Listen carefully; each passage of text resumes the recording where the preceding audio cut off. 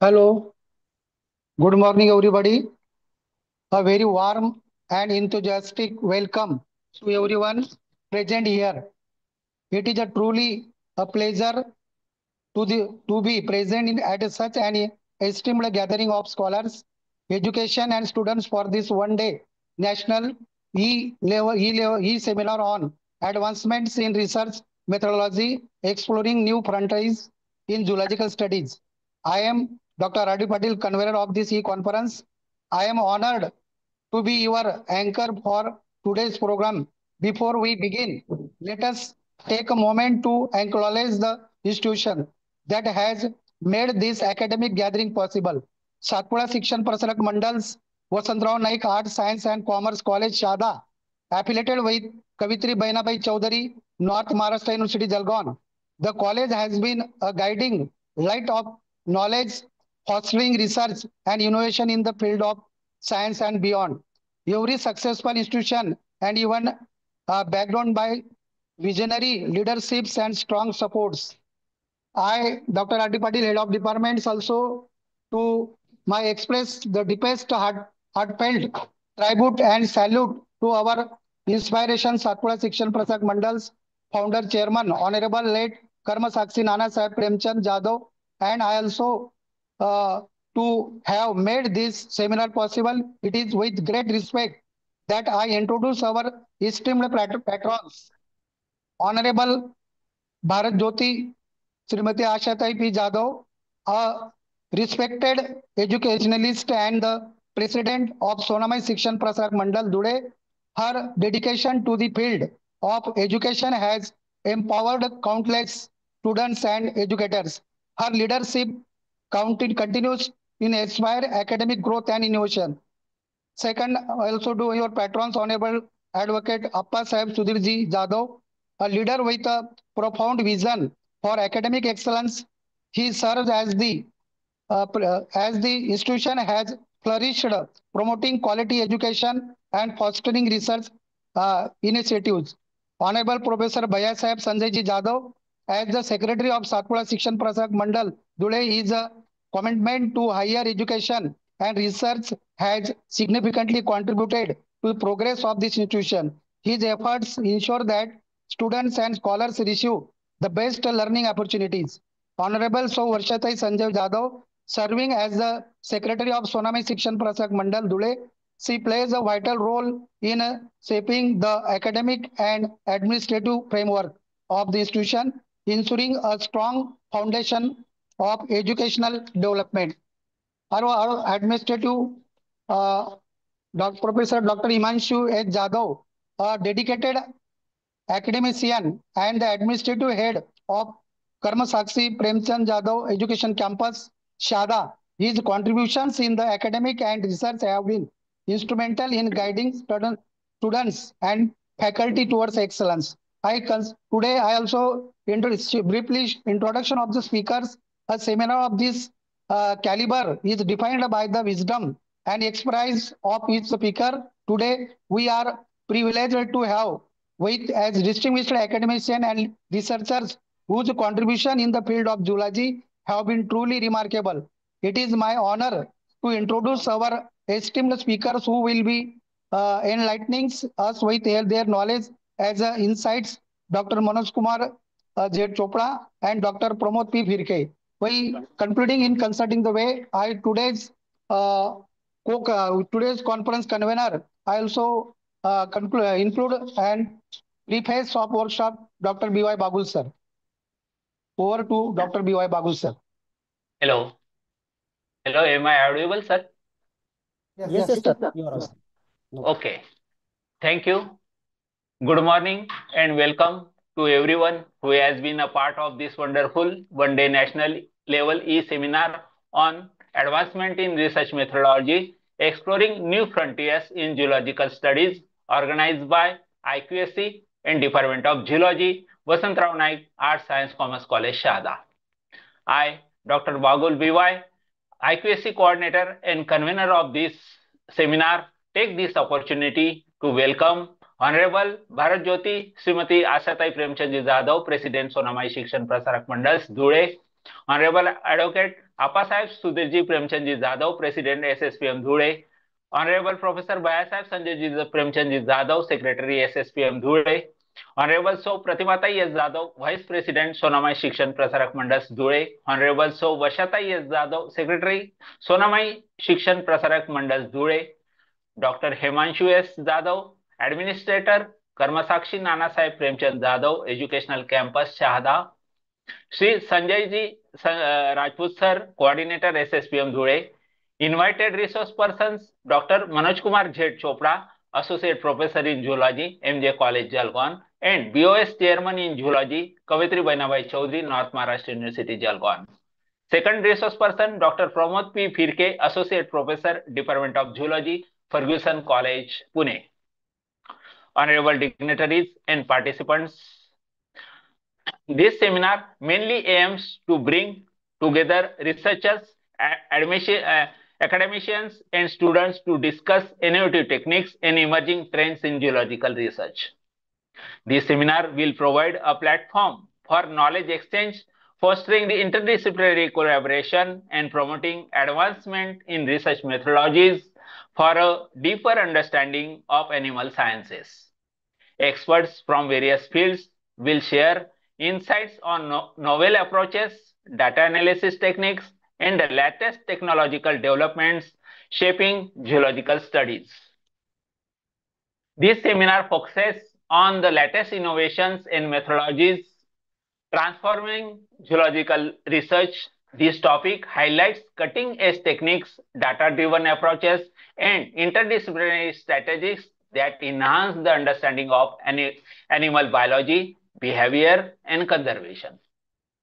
By exploring new frontiers, researchers can refine their investigative methods, integrate modern technologies, and contribute to the evolution of geological sciences. The seminar would make an opportunity available to young researchers to discuss their ideas and views with the experts, scientists invited for the seminar. This seminar gives emphasis on new career and research opportunities in geology and applications of advanced research methodology, also gives futuristic view of research to young researchers. Current students can take advantage of the many research and internship opportunities available to help prepare them for the career of their choice. We extend our heartfelt gratitude to our distinguished speakers, participants, and organizing committee for their invaluable contributions to this event. Their dedication and enthusiasm have made this seminar a rich and insightful experience. We hope that the discussions and knowledge shared during this event will inspire further developments and collaborative efforts in geological research. I sincerely thank our chief guest, Honorable Professor Bhayasaheb Sanjay Premchandji Jadhav, for kindly accepting our invitation and gracing the inaugural function. I am thankful to Honorable Sovashatai S. Jadhav and Dr. Himanshu S. Jadhav and all invited resource persons for gracing the seminar with their presence. We are extremely grateful, kind cooperation, motivation, and timely guidance of all the management trustee of SSPM Dhule. The dynamic leadership of these dignitaries, their encouragement and excellent support has given us great strength for this seminar. We hope that you have pleasant stay at home and will benefit professionally by participating in various deliberations of the seminar. Thank you. Thank you very much. Over to Dr. R.D. Patil sir. Over to R.D. Patil sir. Thank Dr. you, R.D. Patil. Dr. Bagul sir. Next, over to lighting of the lamp of followed by the Saraswati Vandana to your inauguration of these e-seminars. I inaugurate in lighting of the lamps of these e-seminars.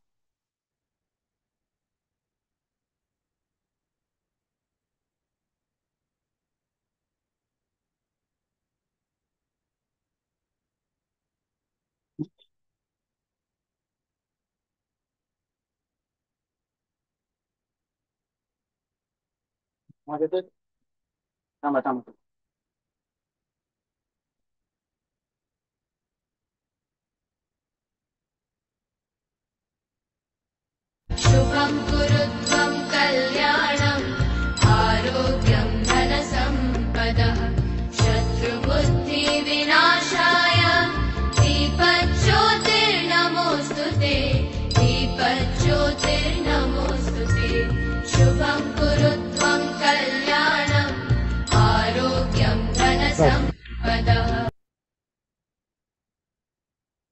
Thank you, sir.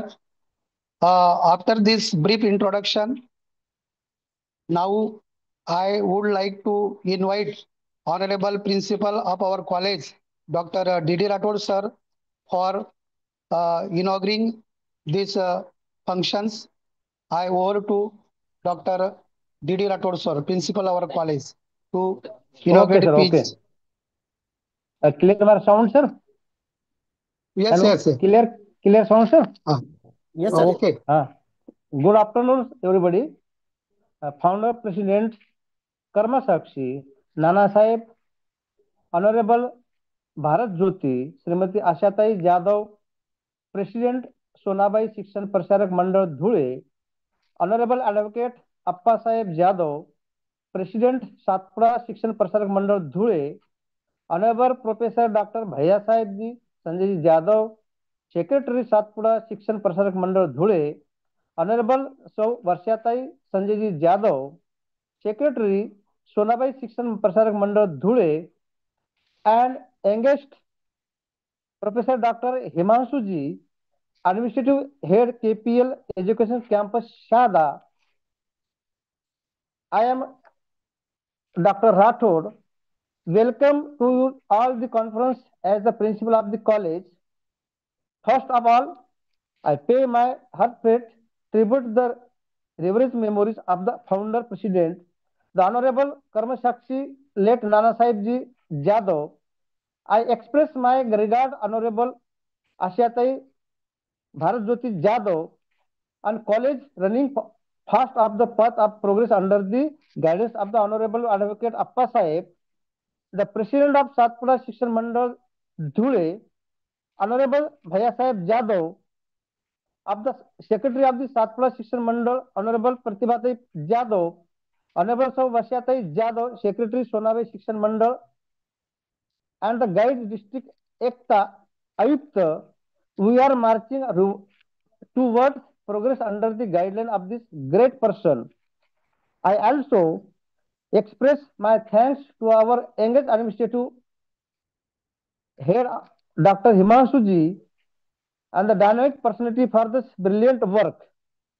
My teaching and non-teaching staff as well as dear students, late Nana Sahib has founded this college, intending to bring light of the education in the lives of poor tribal people living in the lab Satpura range during the last 32 years. Our college has made heck progress. We have gone the 3 cycle neck our college.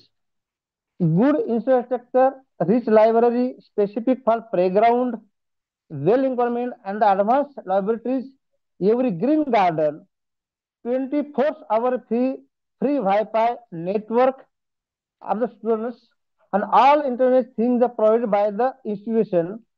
Our college is located in the heart of the city and also in the heart of the people, so that the students perfect to the admission in the college. We are running up UG and PG courses, and we have regarded by research center in Zoology department.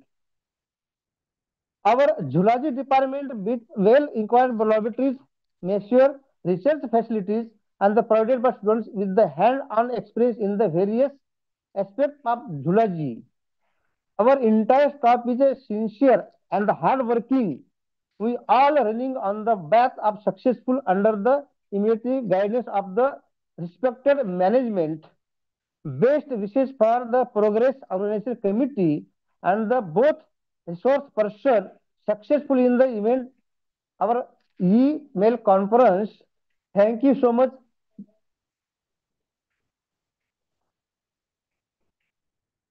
Over to EC sir. Thank you, sir, for your inaugural speech, our principal, Dr. D.D. Rathod sir. Next is in e-seminar for 1 day, advancements in research methodology, exploring new frontiers in zoological studies. Few more best wishes, Honorable so Varshatai Jadhav, Secretary, Sonamai Shikshan Prasad Mandal, Dhule, and best wishes for Honorable Professor Dr. H.H. Jadhav, Administrative Administrators Karma Sakshi Premchand Jadhav, Educational Campus Syada. Later on, turn over to consulting as address speech. I request our principal, Dr. D.D. Rathod sir, to give the moving forward. It is my honor to introduce our chief organizer, D.D. Rathod sir, guiding force to today's seminar. Honorable Dr. D.D. Rathod sir, to guidance the seminar. Sir. The, Over to Dr. Principal sir. thank you, sir. Thank you. The establishment of Vasanamik Arts, Commerce, Science College Shada is basically a product of the need of the higher education of the end of the educational progress on the communities. The helpful expert for the bringing the Gyan Ganga is higher education. The need by grassroots level by quality of the education, above the service in the man forested, let Karma Sakshi Nana Sahib laid down the founder president Dr. Nana Sahib. He also based of VCT email conference 1 day. Thank you, sir.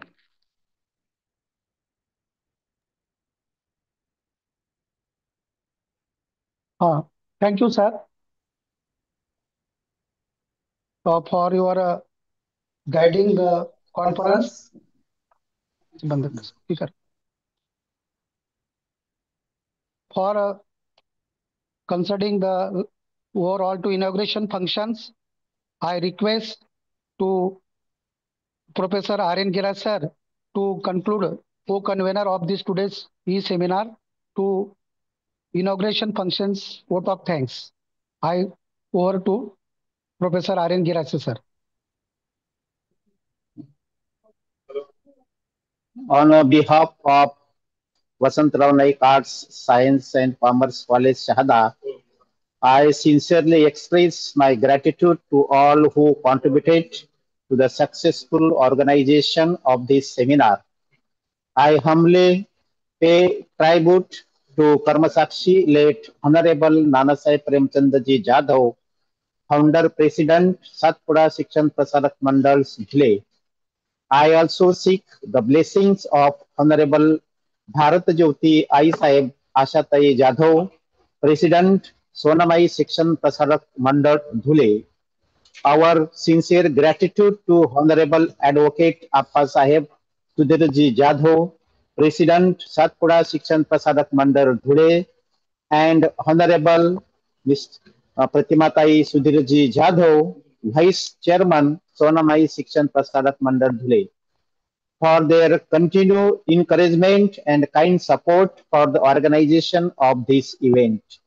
I would like to extend my heartfelt thanks to our inaugurator, Honorable Professor Bhaiya Sahib Sanjay Ji Jadhav, Secretary SSPMs Dhule, for this valuable time, inspiring word, and constant support to boost our confidence. I also extend my sincere gratitude to Honorable Sau Varshatai Sanjay Ji Jadhav, Secretary Sonamai Shikshan Prasarak Mandals Dhule, and Honorable Professor Dr. Himanshu Jadhav, Administrator Karmasakshi Premchand Ji Jadhav, Educational Campus Shahada, for their best wishes and encouragement. I special thanks to Dr. D.D. Rathod, Principal, VN Arts and Science College Shahada, for his guidance and continuous support. I also extend my special gratitude to Professor Dr. Saibra Vishi sir and Dr. S.S.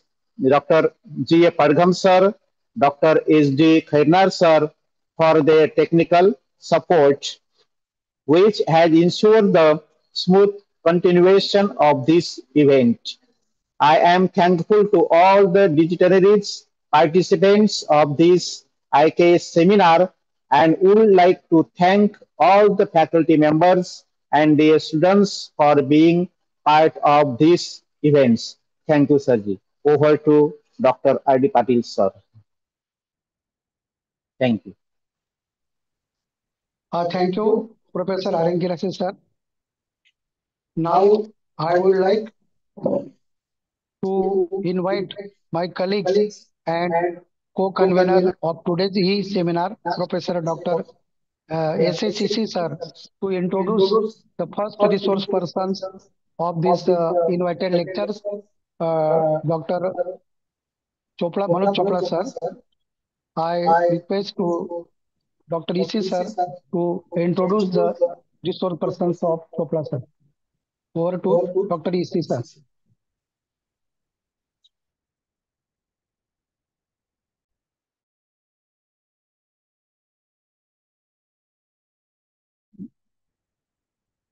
Thank you, sir. Am I audible, sir? Am I audible?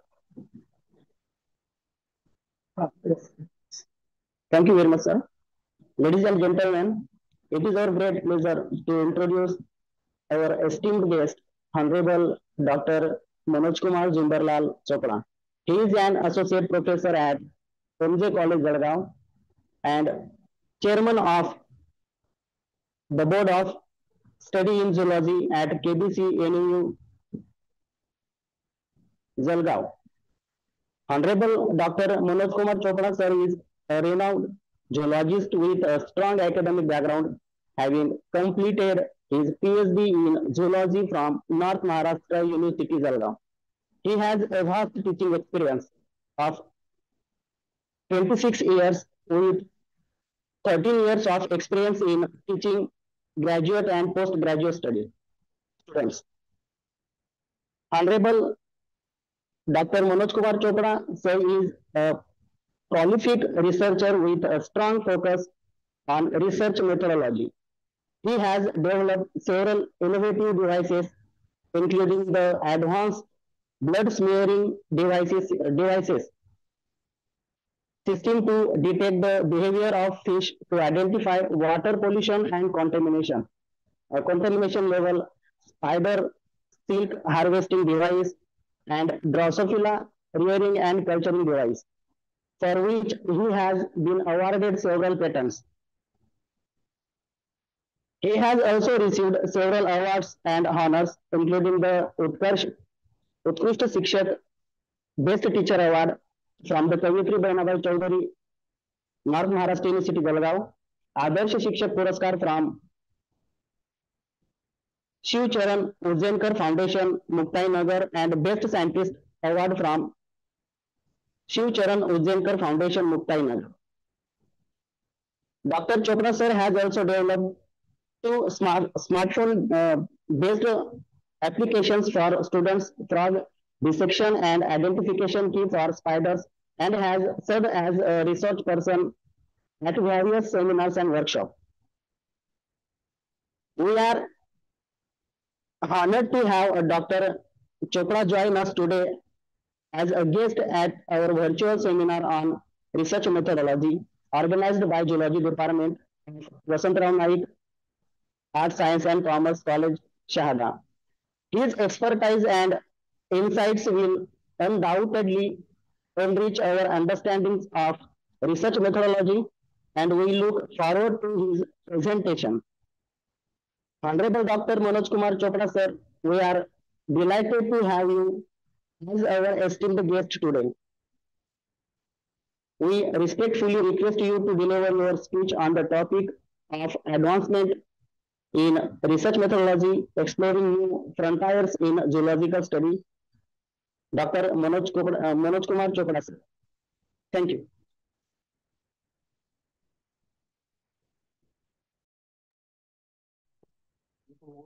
Thank you, sir.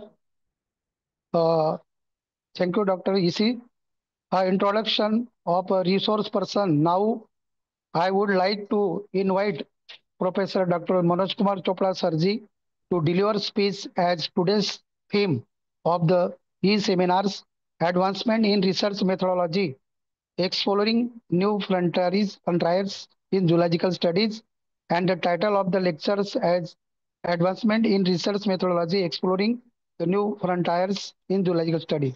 I request to resource person Dr. Manoj Kumar Chopra sir. Over to Dr. Manoj Kumar Chopra sir.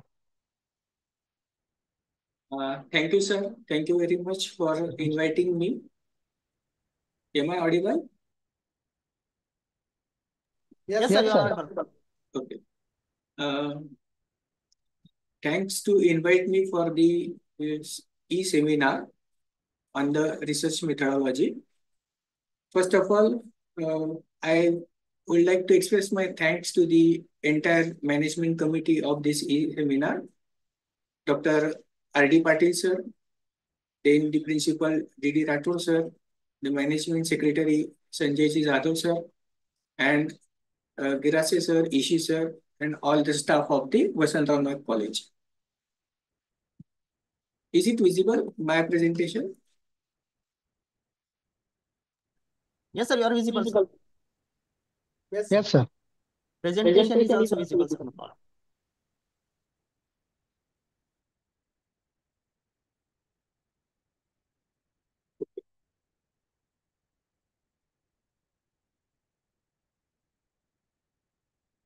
So I think I would like to talk this into the amalgamation of the language, that is English as well as in the Marathi. It is my belief that Marathi, the local language, is very well understood by us. And the second thing is, in the flow of English, we are supposed to be got sleep, and that is why I want to speak in some Marathi and English as well. So basically, advancement in research methodology exploring new frontiers in zoology studies involves the various aspects of the study in the zoology. What is the process of this exactly research, or say the PhD? Particularly, we are focusing now on the PhD work. No doubt, the PhD work is a research, and the second point, the research project, which also includes research methodology. So for these things, that is PhD as well as the research projects, the first thing is the raising a question. So arising a question is a very important point. Then the prepare or construct the hypothesis, then go for the literature review, literature evaluation, then acquire the data, it means the experimental, then the data analysis, interpret the data, and whether this interpretation is to the hypothesis or not, gives the idea to accept the research or not, or the answer accept or not.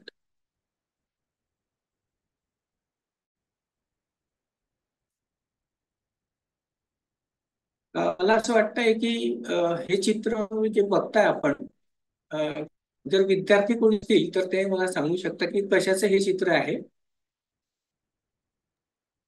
Student आपण interactive ठेवूया sir. Mute केलेला नाही ना sir कोणाला? मुलांना केलेलं आहे. मुलांना म्यूट केलेलं आहे का? अनम्यूट पण द्या सर सगळ्यांना. मला वाटतं ह्या टॅबलेट्स आणि आपण प्रत्येकाने एकदा तरी आयुष्यामध्ये एक गोळी घेतलेली असेल. Am I right?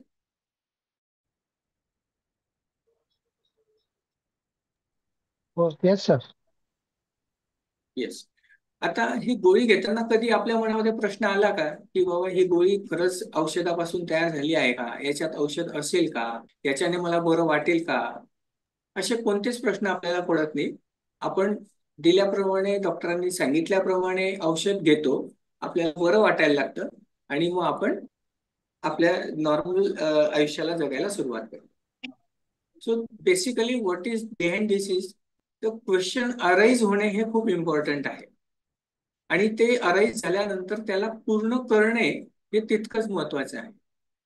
से फॉर एक्झाम्पल की जर डोकं दुखत असेल तर त्याच्यासाठी आपण एक पेन किलर घेतो, तर ती पेन किलर तयार होण्यामागे जी पूर्ण प्रक्रिया होते that is nothing but the research. असं थोडक्यात म्हणायला आपल्याला काही हरकत नाहीये. आणि ती रिसर्च होते, ऍक्सेप्ट होते, जसं की लास्ट आपण म्हटलं हायपोथिसिस सपोर्ट, ते उत्तर ऍक्सेप्ट झालं म्हणजेच मग जग ऍक्सेप्ट करतं, आणि जगाने जर ऍक्सेप्ट केलं तर मग आपण ते औषधावरती कोणताही संशय न घेता, कोणतीही मनात शंका न घेता ते औषध घेतो आणि बरे होतो.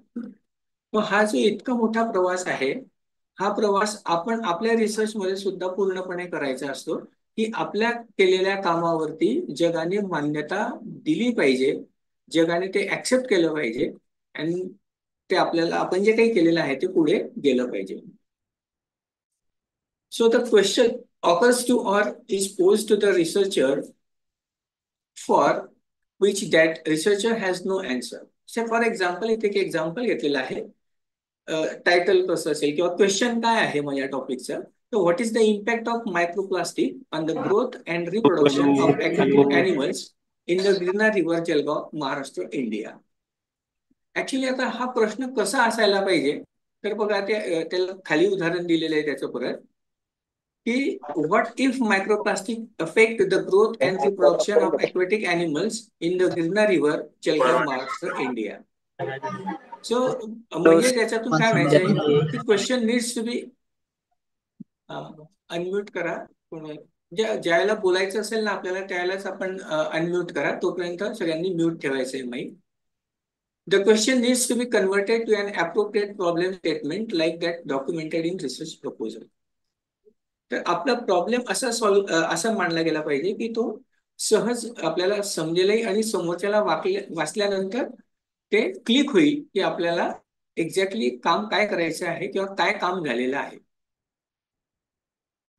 The researcher generates intermediate hypothesis to describe a solution to the problem. आता काय होतं, बऱ्याच वेळेला आपण प्रॉब्लेम तर थिंकिंग करतो आणि आपल्या प्रॉब्लेमला आपण सॉल्व्ह केलंय असंही आपल्या मनातच आपलं थिंकिंग होऊन जातं. जसं की इथे एक कार्टून मध्ये म्हटलेलं आहे की 21% of the boys and 30% of the girls support me, therefore I will get 51% of the vote. म्हणजे हे जे असे वोट आपण आपले कॅल्क्युलेट करून घेतलेले आहे, हे कॅल्क्युलेशन करण्यासाठी आधी आपल्याला काहीतरी सर्वे करावा लागेल किंवा काहीतरी क्वेश्चन्स विचारावे लागतील, आणि त्या क्वेश्चन्सच्या आधारावरती आपण तो डाटा आपल्याला मिळेल आणि आपण मग प्रेडिक्ट करू शकू की बाबा whether it is acceptable or not. त्याला काही स्टॅटिस्टिकल टूल्स आपण अप्लाय करणार आहोत. So this is at best a temporary solution since there is as at no evidence to support either the acceptance or rejection of this hypothesis. जोपर्यंत आपण statistical tool लावणार नाही तोपर्यंत ते काही होणार नाहीये. आणि याच्यासाठी काय करावं लागेल, तर सर्वात महत्वाचं आहे literature review. So a very exhaustive literature review in number of books, number of journals, number of online journals. आता तरी सुदैवाने ऑनलाईन व्यवस्था झालेली आहे. म्हणजे ऍडव्हान्समेंट ज्यामुळे आपण टायटल दिलेलं आहे त्याला बेसिकली सांगायला वाटेल की पूर्वीच्या काळी म्हणजे ज्यावेळेला आम्ही MSc ला होतो त्यावेळेचा विषय आणि आताचा विषयाच्यात खूप मोठा बदल झालेला आहे, खूप मोठा फरक झालेला आहे. त्यावेळेला नुकताच कॉम्प्युटर आलेलं होतं, पण सगळं काम टायपिंगने करावं लागायचं. सगळं जर्नल्स हे पब्लिकेशन्स असायचे, ऑनलाईन अवेलेबल नव्हते, आणि ते सगळ्यांचं सर्चिंग करून टॉपिक सिलेक्शन करावं लागायचं. पण आज अशी वेळ आलेली आहे की आपल्या फिंगर टिप्सवरती सगळं डाटा अवेलेबल झालेला आहे. पण तरी सुद्धा आपल्याला तो फिंगर टिपचा डाटा खूप छान पद्धतीने हँडल करायला पाहिजे. जे काही लिटरेचर अवेलेबल आहे त्याचं रिव्ह्यू करायला पाहिजे आणि डिटरमाइन करायचं if there is already a solution to the problem. त्याच्यावरती काही प्रॉब्लेम आहे का, सोल्युशन दिलं गेलेलं आहे का, आणि जर दिलं गेलं असेल तर आपल्याला काय त्याच्यात नवीन ऍडिशन करता येईल. That is the existing solutions do not always explain new observations, and that is Y you find out the new solutions. The existing solution might require some revision or even be discarded. आणि जर तसे solution आपल्याला देता येत नसतील तर आपण पुन्हा दुसऱ्या सोल्युशनवरती ट्राय करायचं आहे, आणि जे काही काम करणार नाही त्यांना डिस्कार्ड करून द्यायचं आहे. आणि त्याच्यानंतर लिटरेचर इव्हॅल्युएशन. आता PhDच्या विद्यार्थ्यांसाठी बघा एक खूप छान गोष्ट सुरू केलेली आहे UGCने, की एक रिव्ह्यू तयार करायचा आहे आणि मग नंतर त्याचं प्रेझेंटेशन होईल आणि त्याच्यानंतर मग त्यांचं कन्फर्मेशन होते रजिस्ट्रेशनचं. The logic behind is that review is a very very important part of the research, because what you know, that is good, but what you don't know is the main thing of the research. काय माहित आहे हे सगळ्याला, आपल्याला जे माहित आहे ते माहित आहे, पण काय माहित नाहीये आणि म्हणून आपल्याला ते काम करायचं आहे, हे ज्या दिवशी आपल्याला कळेल, आपल्याला लक्षात येईल, त्या दिवशी आपल्याला रिसर्च हे खूप सोपं आणि सोयीस्कर होईल. आणि म्हणून हा जो लिटरेचर इव्हॅल्युएशन आहे, म्हणजेच त्याचा रिव्ह्यू करून घेणे आणि तो रिव्ह्यू पब्लिश करणे हे खूप इम्पॉर्टंट आहे, की ज्याच्यामध्ये आपला जो लिटरेचर रिव्ह्यू असेल त्याच्यामधून आपण काय करतो, सोल्युशन्स देण्याचा प्रयत्न करत असतो. आपल्या स्वतःसाठी आपण सोल्युशन्स शोधत असतो आणि दुसऱ्यांसाठी आपण सोल्युशन शोधा म्हणून एक संधी देत असतो. On the other hand, if the literature review turns up nothing, then additional research activities are justified. आणि जर त्याच्यामध्ये आता ऍडिशन करण्यासारखं काही नसेल तर मग आता आपण त्याच्यावरती काम करायला पाहिजे असं त्याच्यामधून शेवटी कन्क्लूड होतं. त्याच्यानंतर स्टेप येते डाटा ऍक्विजिशन किंवा ऍक्वायर ऑफ द डाटा. म्हणजे एक्सपेरिमेंटेशनला सुरुवात करायची आहे, डाटा गोळा करायला सुरुवात करायची आहे आणि त्याच्यासाठी आपल्याला काय करावं लागेल की जो आपण टॉपिक घेतलेला आहे, whatever the topic you chosen, you have to work very hard on this. Repeat the experimentation 4 times, 6 times, so that you will get the same answer. And this is very helpful for the biostatistical analysis too. आता repetition याच्यासाठी करायचं आहे, कारण रिसर्चचा हा main core आहे. Repetition is a very important part. So for example, you got the answer of your experiment is positive, the same positive response will be happen in the any corner of the world.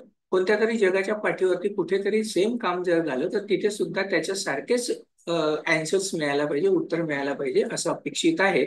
म्हणून repetition करून घ्यायला पाहिजे. Repetition केल्याने दोन फायदे होतात, की एक तर आपण करेक्ट आहोत हे आपल्याला लक्षात येतं, आणि दुसरं की आपल्या याच्यामध्ये व्हेरिएशन्स किती येत आहेत, डेव्हिएशन किती येतो आहे, आणि हा डेव्हिएशन जो आहे that is called the standard deviation. या स्टँडर्ड डेव्हिएशन वरून आपलं वर्क ऍक्सेप्ट होणारे आपल्याला एक अंदाज येतो. Less the standard deviation or less the deviation, the acceptance power is more. And if the deviation is more, the acceptance power is less. हे जर समीकरण लक्षात आलं तर आपण एक्सपेरिमेंटेशन खूप चांगल्या पद्धतीने काम करू शकतो. आता हे एक झाड आहे सफरचंदाचं आणि सफरचंद पडताना दिसत आहे. मला वाटतं हे माहित नाही कधीपासून सफरचंद झाडावरून पडतोय आणि किती जणांनी बघितलं.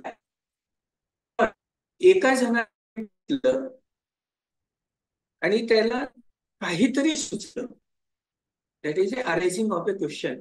त्याच्या मनात प्रश्न निर्माण झाले, त्याने थिंकिंग सुरू केली, त्याने काम सुरू केलं, आणि काम सुरू केल्यानंतर त्याने काय केलं, ते माइंड मध्ये जे काही सुरू आहे विचार, ते त्याने नोट डाऊन केले, नोटिंग केलं. So the writing of the notes, writing of the answer, of the observation is very very important. कारण ऑब्झर्वेशन केलं, कारण प्रत्येकाने सफरचंद बघितलंय. सफरचंद एक उदाहरण म्हणून समोर आलं आहे. खूप साऱ्या वस्तू आपण खाली पडताना बघितल्या असतील, पूर्वजांनी बघितल्या असतील, पण कोणी त्याच्याबद्दल विचार नाही केला. तर लिहून नाही ठेवलं. लिहून ठेवल्यामुळे because of the just noting, the Newton is known to the world now for the invention of gravity. आणि म्हणून मग पुढे जे स्टेप येते ती data analysis. The data that were gathered in the previous step are analysed as a first step in asserting their meaning.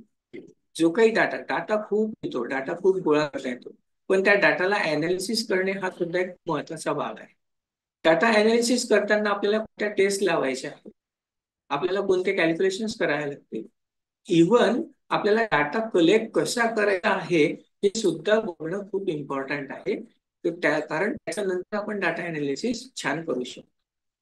आणि data analysis झाल्यानंतर आपल्याला लागणार आहे इंटरप्रिटेशन.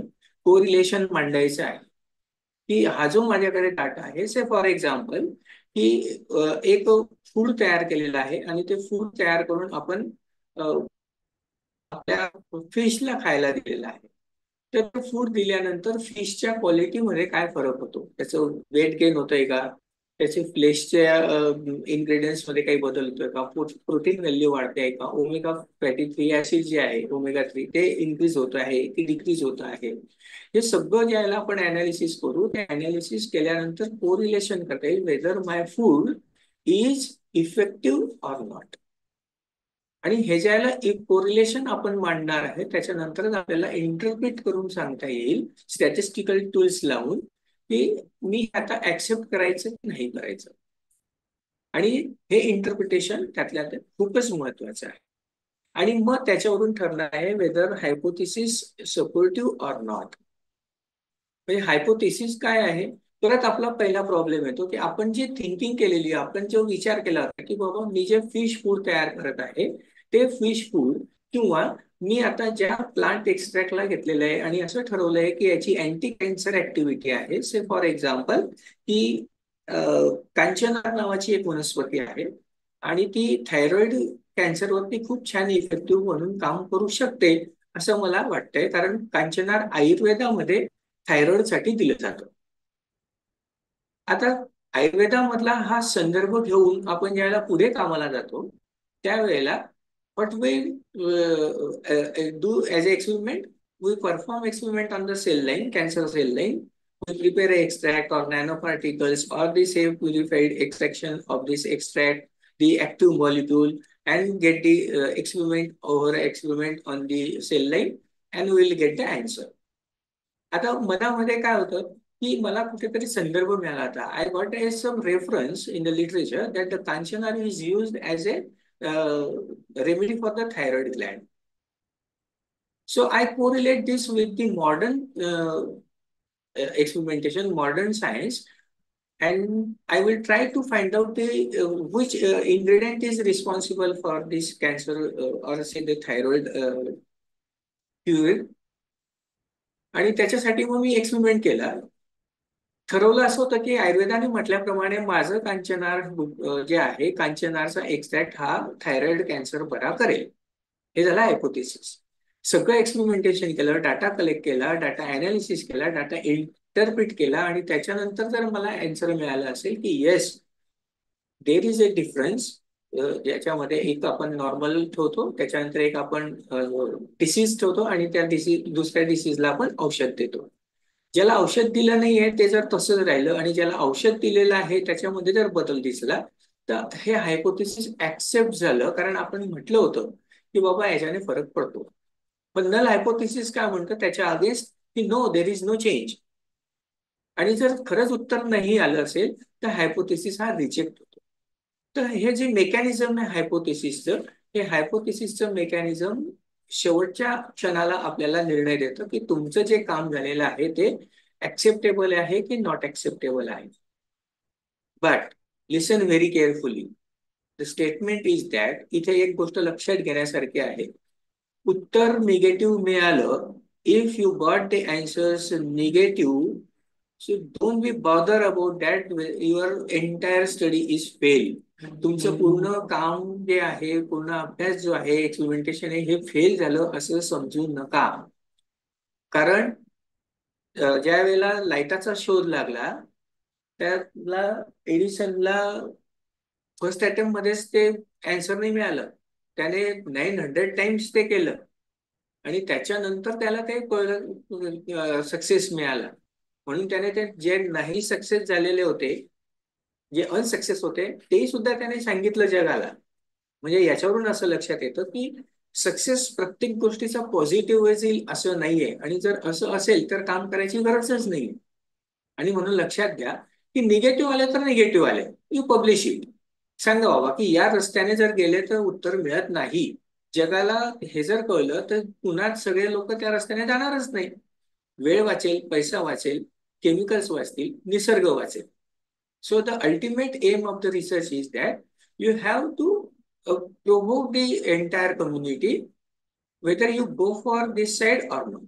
आपण त्या बाजूला जायचं की नाही हे सुद्धा सांगणे तेवढंच महत्वाचं आहे. इथे काही नावं मला वाटतं आपल्याला सगळ्यांना दिसत आहेत. फॅमिलियर नावं आहेत. Aristotle, Charles Darwin, Carl Linnaeus, Alfred Russel, Dan हॉसी. का हे नाव मी इथे दाखवत असेल? Any guess?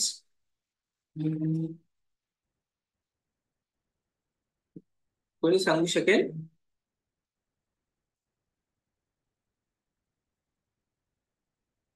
याच्या मागचं कारण असं आहे की ह्या सगळ्यांनी खूप सारे इन्व्हेन्शन्स केलेले म्हणून यांचे नाव आहेत. पण सॉरी, मी डिस्क्लेमर देतो इथे की all characters appearing in this work are fictitious. Any resemblance to real persons living or dead is purely coincidental. Because मी पुढे असं म्हणतो आहे की जसं मागे आपण म्हटलं अरिस्टॉटलला consider the father of zoology, पण why not Hari Chaudhary, why not Dagdu Patil, Bharat Sapkale, Namrata Kulkarni, Manoj Jain, और सेदी आर डी पाटील, और सेदी संजयजी जाधव, अशी नावं का नाही आली आपल्या लिटरेचरमध्ये? आपल्याला रेफरन्स करताना अशी आपली नावं का दिसत नाही? The simple reason behind is that the understanding of the research.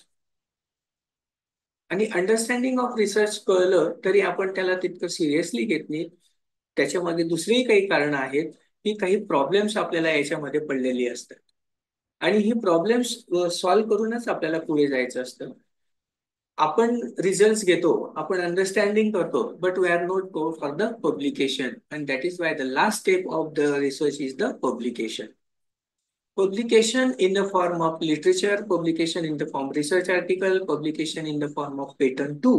आपण ह्या सगळ्या पद्धतीने पब्लिकेशन करून जगासमोर आपलं नाव मांडू शकतो.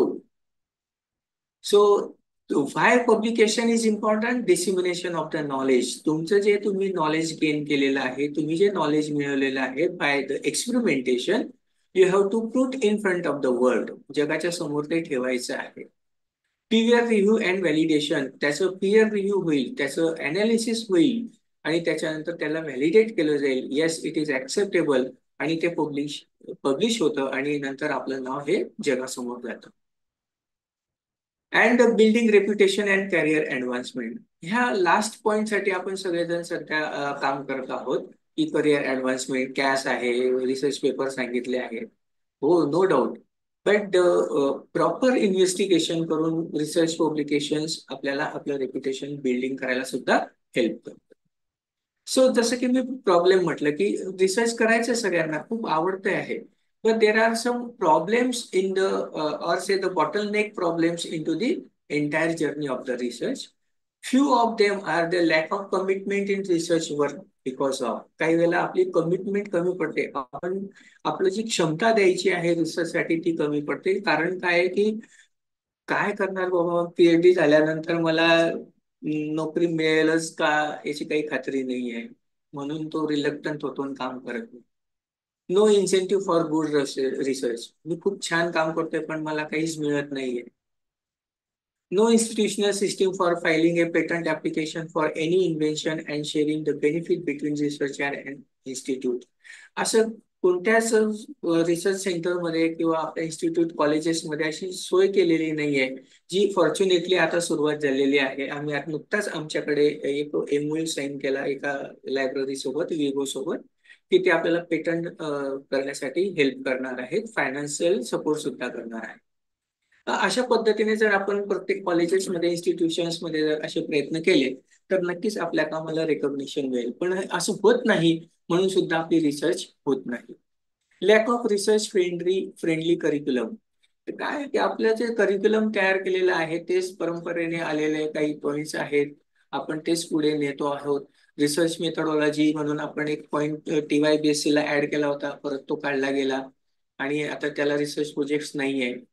असो, हे अप अँड डाऊन चालूच राहतील. पण रिसर्च बेस्ड जर थोडासा करिक्युलम जर असेल, अभ्यासक्रम असेल, तर तो will get the good quality of research. The lack of knowledge and experience in research work. बऱ्याच वेळेला काय होतं की असं म्हणू नये पण आपल्या काही टीचर्समुळे, गुरुमुळे सुद्धा आपल्याला बऱ्याच वेळेला त्या रिसर्चचं एक जे फिलिंग यायला पाहिजे ते मिळत नाही आणि म्हणून आपण पुढे जात नाही किंवा आपण घाबरतो आणि म्हणून पुढे जात नाही. होईल का, जमेल का, तो एक्सपिरियन्सच आपण घेत नाही. आपण खूप वेळेला अपील करतो मुलांना, पण ते सुद्धा काम होत नाही. गेडाम सरांना काही बोलायचंय का? कुणाल गेडाम सरांनी they raise their hand. Kunal Gedam sir, do you want to ask something? Okay. So lack of good supervision for research, a good supervision ensures. हे बघा, बऱ्याच वेळेला काय होतं की हा गाईड झाला, अलोकेशन गाईड मिळाला, गाईड लक्ष देत नाहीये. विद्यार्थ्याने काही विचारलं तरी विद्यार्थ्याला वेळ द्यायला त्याच्याकडे वेळ नाहीये, सफिशियंट टाइम नाहीये, हँड्स ऑन ट्रेनिंग नाही, स्वतःही करत नाही. त्यामुळे विद्यार्थ्यांना काय करून दाखवणार? रेग्युलर मिटिंग्स घेणे, विद्यार्थ्यांसोबत चर्चा करत राहणे, तुला काय प्रॉब्लेम्स आहे, करायचे आहेत का, आपल्याला कशा पद्धतीने काम करता येईल, तुझं काम कुठपर्यंत आलं, ही जी इंटरॅक्शन आहे ही पण बऱ्याच वेळेला होत नाही. किंवा इटसेल्फ तो जो स्टुडंट आहे त्याचं सुद्धा त्या कामाप्रती लक्ष राहत नाही, तर त्याच्यामुळे सुद्धा रिसर्च होत नाही. Allocation of inadequate time resulting excess workload for research work. त्यातल्या त्यात कॉलेज लेवलला आपल्या सगळ्यांचा जो प्रॉब्लेम मेन आहे तो असा आहे की वर्कलोडच मला इतका आहे. आणि nowadays the workload is a very big issue. There is no say the criteria fulfilled by the government for the recruitment, and that is why the workload is very high. So a single person is there and you have to teach from FYBSc to the MSc. So it is very difficult, it is very hard to monitor the research work.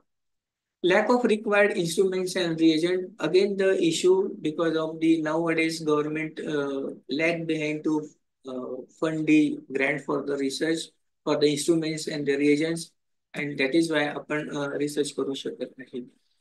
इनएडिक्वेट and problematic fund for research. तर बऱ्याच वेळेला काय होतं की fund मिळतो, पण तो कसा मिळतो, तर मागितले समजा मी 10 लाख, मला आत्ताच एक रिसर्च प्रोजेक्ट सँक्शन झाला, 37.5 लाख मला मिळाले त्याच्यामध्ये महाराष्ट्र जीन बँकेकडून.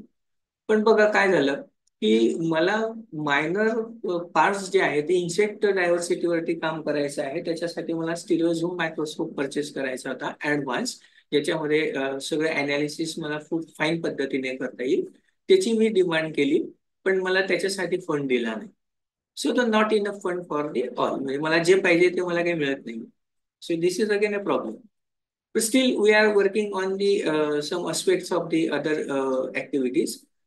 त्याच्यामुळे मी काम थांबवलं किंवा ते रिजेक्ट केलं, ऍक्सेप्ट केलं असं नाहीये, पण मी ते काम पुढे कंटिन्यू करतोय.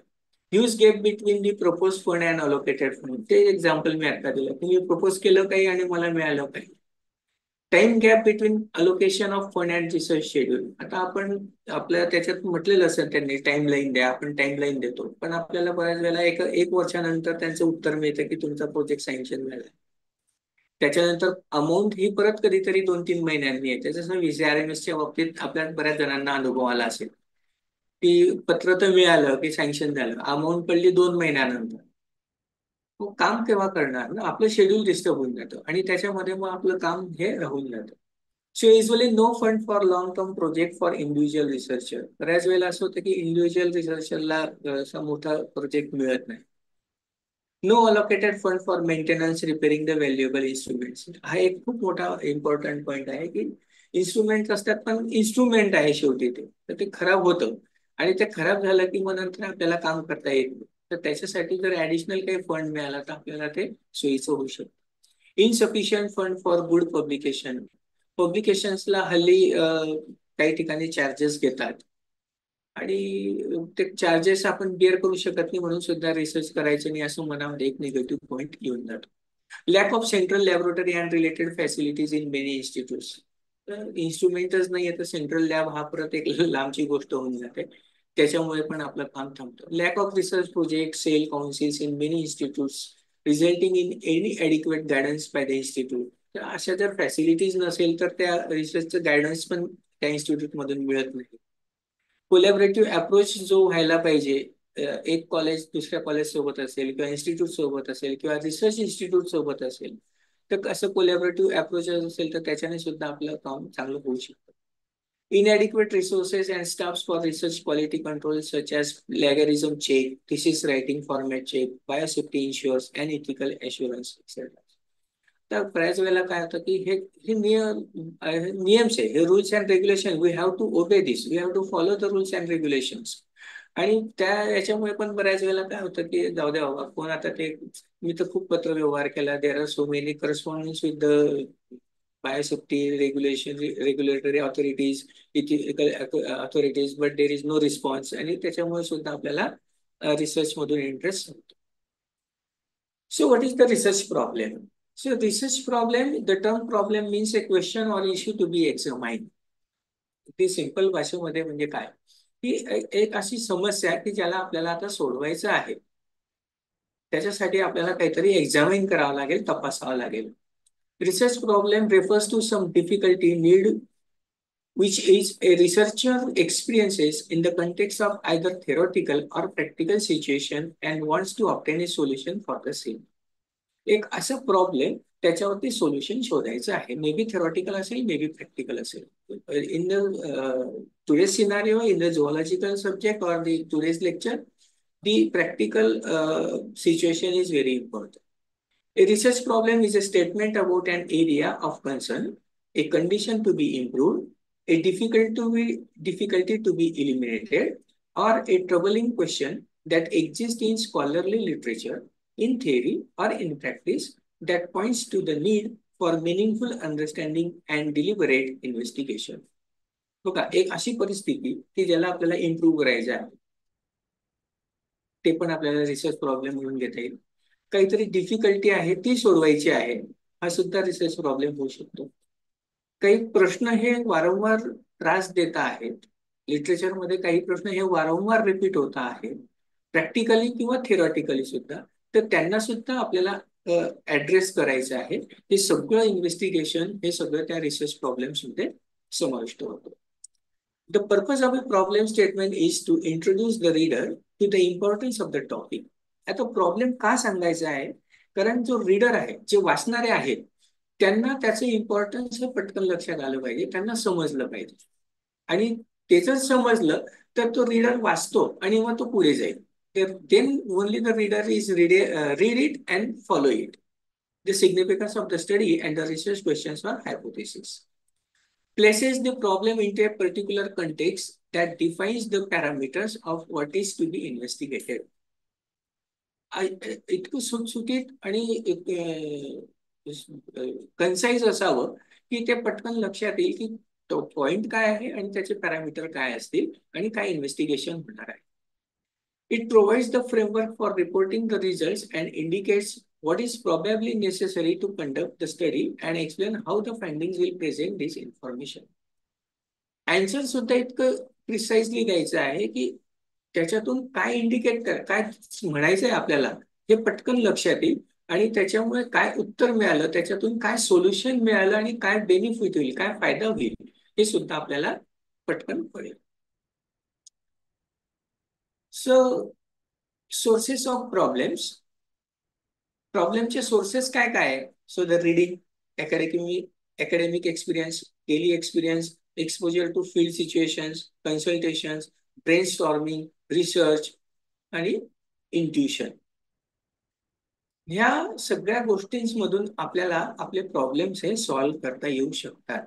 रीडिंग करा, रीड करा, खूप सारे लिटरेचर सर्वे केल्यानंतर आपले प्रॉब्लेम सॉल्व्ह होऊ शकतात. अकॅडमिक एक्सपिरियन्स जो आपण प्रॅक्टिकली घेतलेला आहे, एक्सपेरिमेंट करताना घेतो आहोत, तो आपल्याला प्रॉब्लेम सॉल्व्हिंग साठी खूप मदत करेल. डेली एक्सपिरियन्स, आपल्याला दैनंदिन अनुभव जे येतात त्याच्यामधून सुद्धा आपण बऱ्याच वेळेला आपले प्रॉब्लेम सॉल्व्ह करू शकतो. मी आता पुढे एक एक्झाम्पल घेते, त्याच्यात लक्षात येईल तुम्हाला की डेली एक्सपिरियन्स मधून, अकॅडमिक एक्सपिरियन्स मधून कसं वर्क पुढे जातं ते. So how to find a research problem. आता रिसर्च प्रॉब्लेम कसा शोधायचा? बऱ्याच वेळेला आता आपल्या सगळ्यांचा अनुभव आहे, बरेचसे माझे मित्र ते जॉईन दिसत आहेत मला, आपण सगळेजण गाईड आहोत. विद्यार्थी आपल्याला अप्रोच होतात, sir give me the topic, मला तुमच्या अंडर काम करायचं आहे, मला कशावर काम करू सांगा. स्वतः पण थोडंसं इनपुट त्यांचं पाहिजे, कारण त्यांनी स्वतः विद्यार्थ्याने जर प्रॉब्लेम आयडेंटिफाय केला तर तो त्याला व्यवस्थित न्याय देऊ शकेल. तर तो स्वतः कामही खूप छान करू शकेल. आपण आपल्या मनातली आयडिया सांगणे आणि त्याच्या मनातली आयडिया येणे हा खूप मोठा फरक आहे. आणि म्हणून एक लक्षात घेतलं पाहिजे की identify a broad problem area. Say for example त्याच्यासाठी काय करायचं की discuss and read about your topic. आपण काहीतरी मनात विचार केला असेल तर त्याच्यावरती आपण डिस्कस करायचं, त्याच्याबद्दल वाचन करायचं. अंडर एक्सप्लोर्ड स्पेक्स म्हणजे जे काही कुठे ज्याच्यावरती खूप काम झालेलं नाही आहे असे काही पॉइंट्स आपल्याला शोधायचे त्या रिडिंग मधून, त्या डिस्कशन्स मधून. एरिया ऑफ कन्सर्न, बाबा याची गरज आहे असा एरिया आपण शोधला पाहिजे. कन्फ्लिक्ट किंवा कॉन्ट्रोवर्सी जिथे दिसते आहे लिटरेचरमध्ये असे पॉइंट्स आपण सॉर्ट आउट करायचे आणि मग त्याच्यावरती सोल्युशन्स काढले. आपण काही उदाहरणं पुढे मी देणार आहेत, तिथे लक्षात येईल की प्रॉब्लेम्स काय होतात आणि त्याच्यावरती सोल्युशन्स कसं फाइंड आउट केलं. So your goal is to find a gap that your research project can fill. असं पॉइंट शोधायचं आहे की तो जो गॅप आहे तो तुमचं काम जे आहे research that will fill the gap. To find the practical or theoretical research problem, the focus will be different. आता theoretical करायचं आहे की प्रॅक्टिकल करायचं आहे, फोकस वेगळा होईल, फोकस बदलेल. So remember this things. आता प्रॅक्टिकल रिसर्च प्रॉब्लेम काय आणि theoretical research problem. If you are doing practical research, you can identify a problem by reading reports, following up of previous research, and talking to people who work in the relevant field or organization. आपल्याला यावेळेला बोलावं लागतं, अरे बाबा मी याच्यावरती काम करतो आहे, तुम्ही पण हे काम केलेलं आहे, मला थोडं गाईड करता का आणि तो प्रॉब्लेम सॉल्व्ह करता येईल. आता थेरोटिकल रिसर्च मध्ये काय होतं आणि theoretical research focuses on expanding knowledge and understanding rather than directly contributing to change. वाचन करून आपण त्याच्यावरती आपले काही मत मांडलेली आहे, तर नॉलेज वाढेल, एक्सपांड होईल ते. पण त्याच्यामध्ये त्याचा उपयोग करून आपल्याला मनुष्याचं जीवनमान उंचवणे हे काम नाही करता येणार, जे प्रॅक्टिकली करू शकतो. जसं की आता उन्हाळा आला, एसीची गरज पडली, जर मी हे कागदावर लिहिलं असतं तर त्याच्याने आपल्याला त्याच्यात काही फरक पडला नसता. तापमानच राहिलं असतं, गरम होणंच राहिलं असतं. पण प्रॅक्टिकली ज्या वेळेला त्याच्यावरती थिंकिंग झाली तर एसी तयार झालं. भविष्यात अजून काहीतरी वेगळं तयार होऊ शकतं, वी डोंट नो, पण somebody can think over this. किंवा जस्ट मी आता म्हटलं की बाबा शर्ट, या शर्टाला काय करता येईल, तो वन कॅन से किंवा शर्टच असा बनवेल मी की जसं तापमान वाढेल तसं तो थंड होईल. Can is it possible? Yes, it may possible. कोणीतरी काम करू शकेल. So likewise you have to thinking over the problems. असं जर प्रॉब्लेमवर आपण थिंकिंग केलं तर आपल्याला फरक पडेल. सेकंड स्टेप प्रॉब्लेम सर्चिंगची is to learn more about the problem. आता प्रॉब्लेम लक्षात आला किंवा तापमान आहे, मला खूप गरम होत आहे आणि मला आता हे गरम न होण्यासाठी काय करता येईल त्याच्यासाठी मला शोधलं पाहिजे. तर त्यासाठी जास्तीत जास्त आता आपल्याला काम करावं लागेल की शर्ट म्हणजे नेमका काय आहे, ते थ्रेड्स म्हणजे काय, त्या थ्रेड्स मध्ये आपल्याला काही ऍडिशन करता येऊ शकेल का, त्याला असे काही डिव्हाइस लावता येतील का, त्याला काही सेन्सर्स लावता येतील का, जेणेकरून ते सेन्सर सेन्स करून परत त्याला इनपुट दिल्यानंतर आउटपुट देतील. So you have to find out what is already known about the problem and pinpoint the exact aspect that your research will address. म्हणजे पिन पॉइंट बघा की मला गरम होत आहे, शर्टाला काय मी ऍडिशन दिली, काय इनपुट दिलं की तो मला आउटपुट देईल, हा address. It have to include the context and background of the problem, specificity and relevance of the problem. काय असेल ते, तर कंटेक्स्ट ऑफ बॅकग्राऊंड म्हणजे काय, who does the problem affect. या प्रॉब्लेमला अफेक्ट करणारा काय आहे, कोण आहे, त्याला बघायचं आहे. That is the background. Has it been an issue for a long time or is it a newly discovered problem? हा खूप दीर्घ काळापासून चालत आलेला आहे की आत्ताच जस्ट आलेला आहे. तर हा येणाऱ्या 1-2-3 शतकामध्ये हा प्रॉब्लेम सुरू झालेला आहे, कारण ग्लोबल वॉर्मिंग वाढत आलेली आहे. What research has already be done, याच्यावरती काही काम झालेलं आहे बघा. Have any solutions been propose, कोणी याच्याबद्दल प्रपोज केलेलं आहे की बाबा असा शर्ट बनवला तर असं काम होऊ शकतं. आयडिया मांडली फक्त आणि त्याने काम कोणी पुढे नेलं नाही. This will also give the benefit. What are the current debates about the problem and what do you think is missing from them? आता ह्या सगळ्या याच्यातून चर्वाचरण केल्यानंतर, आपण डिस्कशन्स केल्यानंतर, हे जे काही डिबेटिंग मधून प्रॉब्लेम्स अराईज झाले, काही क्वेश्चन्स अराईज झाले असतील, तर याच्यामध्ये आता काहीतरी लूपफुल आहे, काहीतरी गॅप आहे, काहीतरी मिस होत आहे. ते मिस जर आपल्याला पकडता आलं तर आपल्याला प्रॉब्लेम सॉल्व्ह करता येतील. And that is the specificity and relevance. मग आता स्पेसिफिक होईल, रिलिव्हंट होईल. What particular place, time, and or animals, people will you focus on? तर पर्टिक्युलर जागेवर काम करायचंय का, वेळेवर काम करायचंय का, प्राण्यांसाठी करायचंय का, माणसांसाठी करायचंय? सो शर्ट हे जर उदाहरण दिलं तर हे अफकोर्स द पीपल यांच्यासाठी केलं. हो, पेट अॅनिमल्स लवर सुद्धा आहेत, त्या अॅनिमल्सची पण केअर करणारे आहेत. मी आताच मागच्या महिन्यात प्रेझेंटेशनला दिल्लीला गेलो होतो, तर खूप थंडी होती आणि तिथे सकाळी ज्याला मॉर्निंग वॉकला मी गेलो तर खूप साऱ्या डॉग्सला, अगदी स्ट्रीट डॉग सुद्धा, रस्त्यावरच्या कुत्र्यांना सुद्धा बऱ्याच जणांनी त्यांचे ते जे डॉग साठीचा जो शर्ट येतो, कापड येतं, ते लावले, त्याला दिलेलं होतं, घातलेलं होतं. काहींनी त्यांच्यावरती शॉल्स टाकलेल्या होत्या, काहींनी कंबळ टाकलेलं होतं, असं बरेच सारं. So one can go for this also. कोणीतरी याच्यासाठी सुद्धा काम करू शकेल. अरे बिईंग ए झुओलॉजिस्ट, आपण अॅनिमल्स साठी पण सुद्धा थोडस सॉफ्ट राहायलाच पाहिजे. What aspects will you not be able to tackle? आता ह्या सगळ्यामधून आपण काय टॅकल नाही करू शकत? ऑफकोर्स द इलेक्ट्रॉनिक्स पार्ट हा आपला झुलॉजीचा पार्ट नाहीये, तो मी टॅकल करू शकत नाही.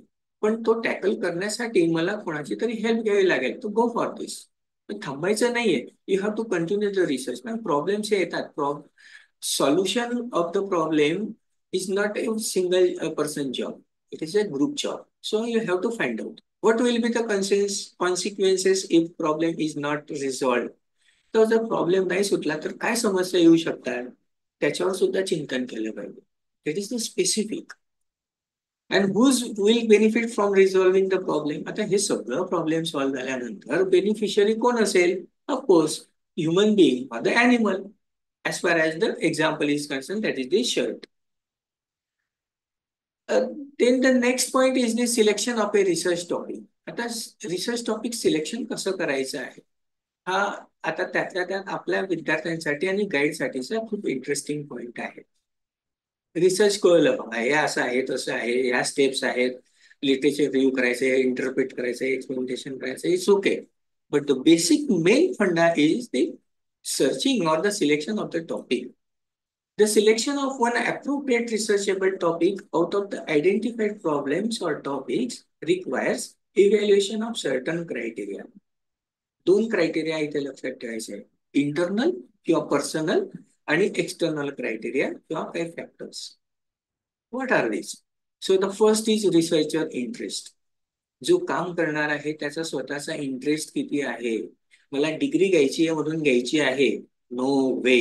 You have to work out. काम करा, काम केलंच पाहिजे. ते मी आधी सांगितलं की जर गोळी आपण अगदी पूर्ण विश्वास ठेवून औषधाची गोळी घेतोय, कोणती शंका घेत नाहीये, तर तुमच्या कामावरती सुद्धा कोणी शंका न घेता जर ते ऍक्सेप्ट केलं तर जगाला त्याचा फायदा झालाच पाहिजे.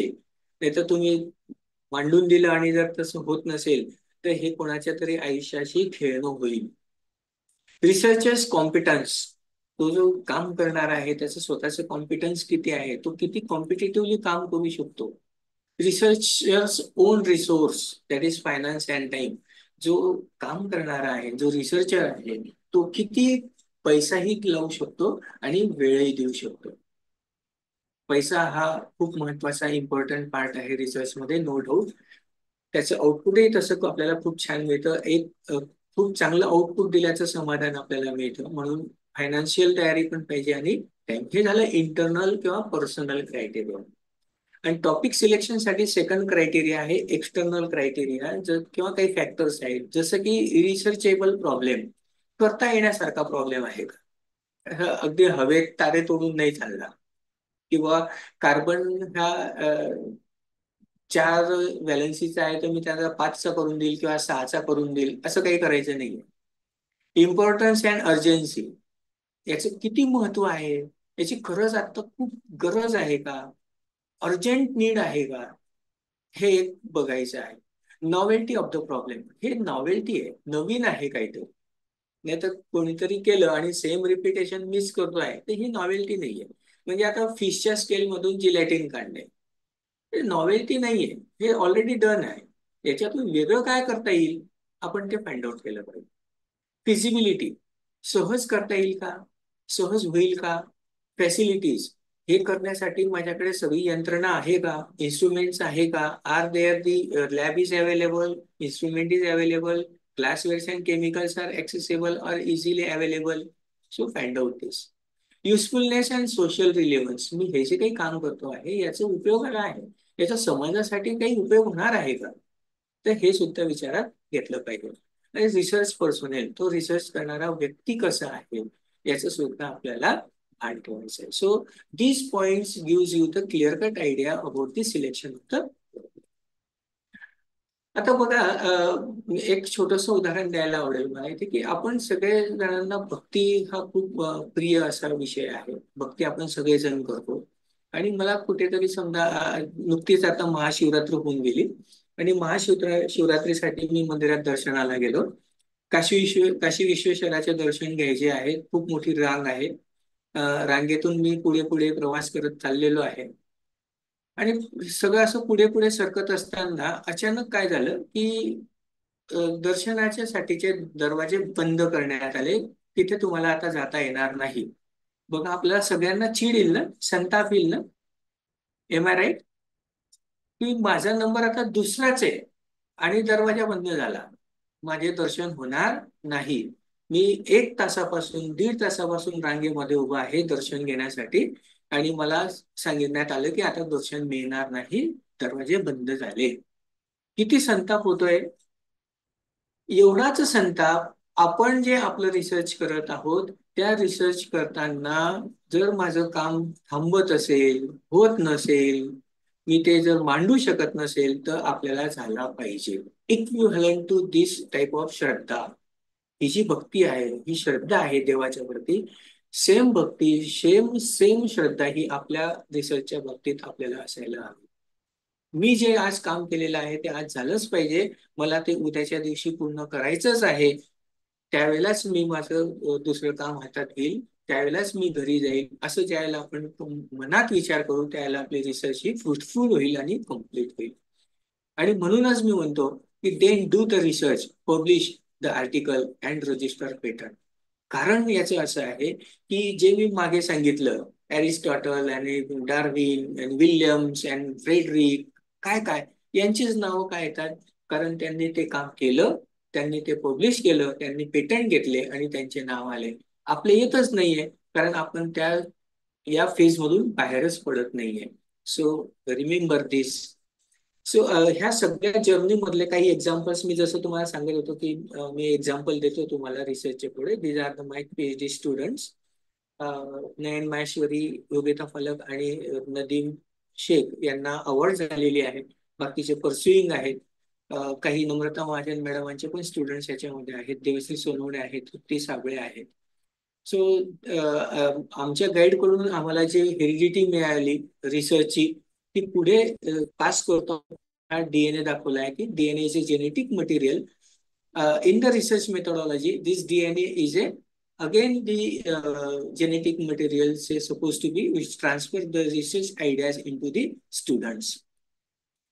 मायसेल्फ मी जे काम केलेलं होतं, मी प्रॉब्लेम घेतला होता की जखम भरण्यासाठी कमीत कमी दिवसांमध्ये जखम भरण्यासाठी आपल्या वनस्पती काही मदत करतात का, कारण आयुर्वेदामध्ये खूप साऱ्या वनस्पती म्हटलेल्या आहेत. आणि मला रिझल्ट मिळाले बोराचे. जे बोर आहेत त्या बोराच्या मुळांपासून मी एक्स्ट्रॅक्ट तयार केला, ऍक्टिव्ह इन्ग्रेडियंट आयसोलेट करण्याचा प्रयत्न केला आणि ब्युटिलिनिक ऍसिड म्हणून की त्याच्याने जखम ही जी नॉर्मली 12 ते 14 दिवस लागतात तिथे मला 6 दिवसामध्ये जखम भरली. सो this is a great achievement.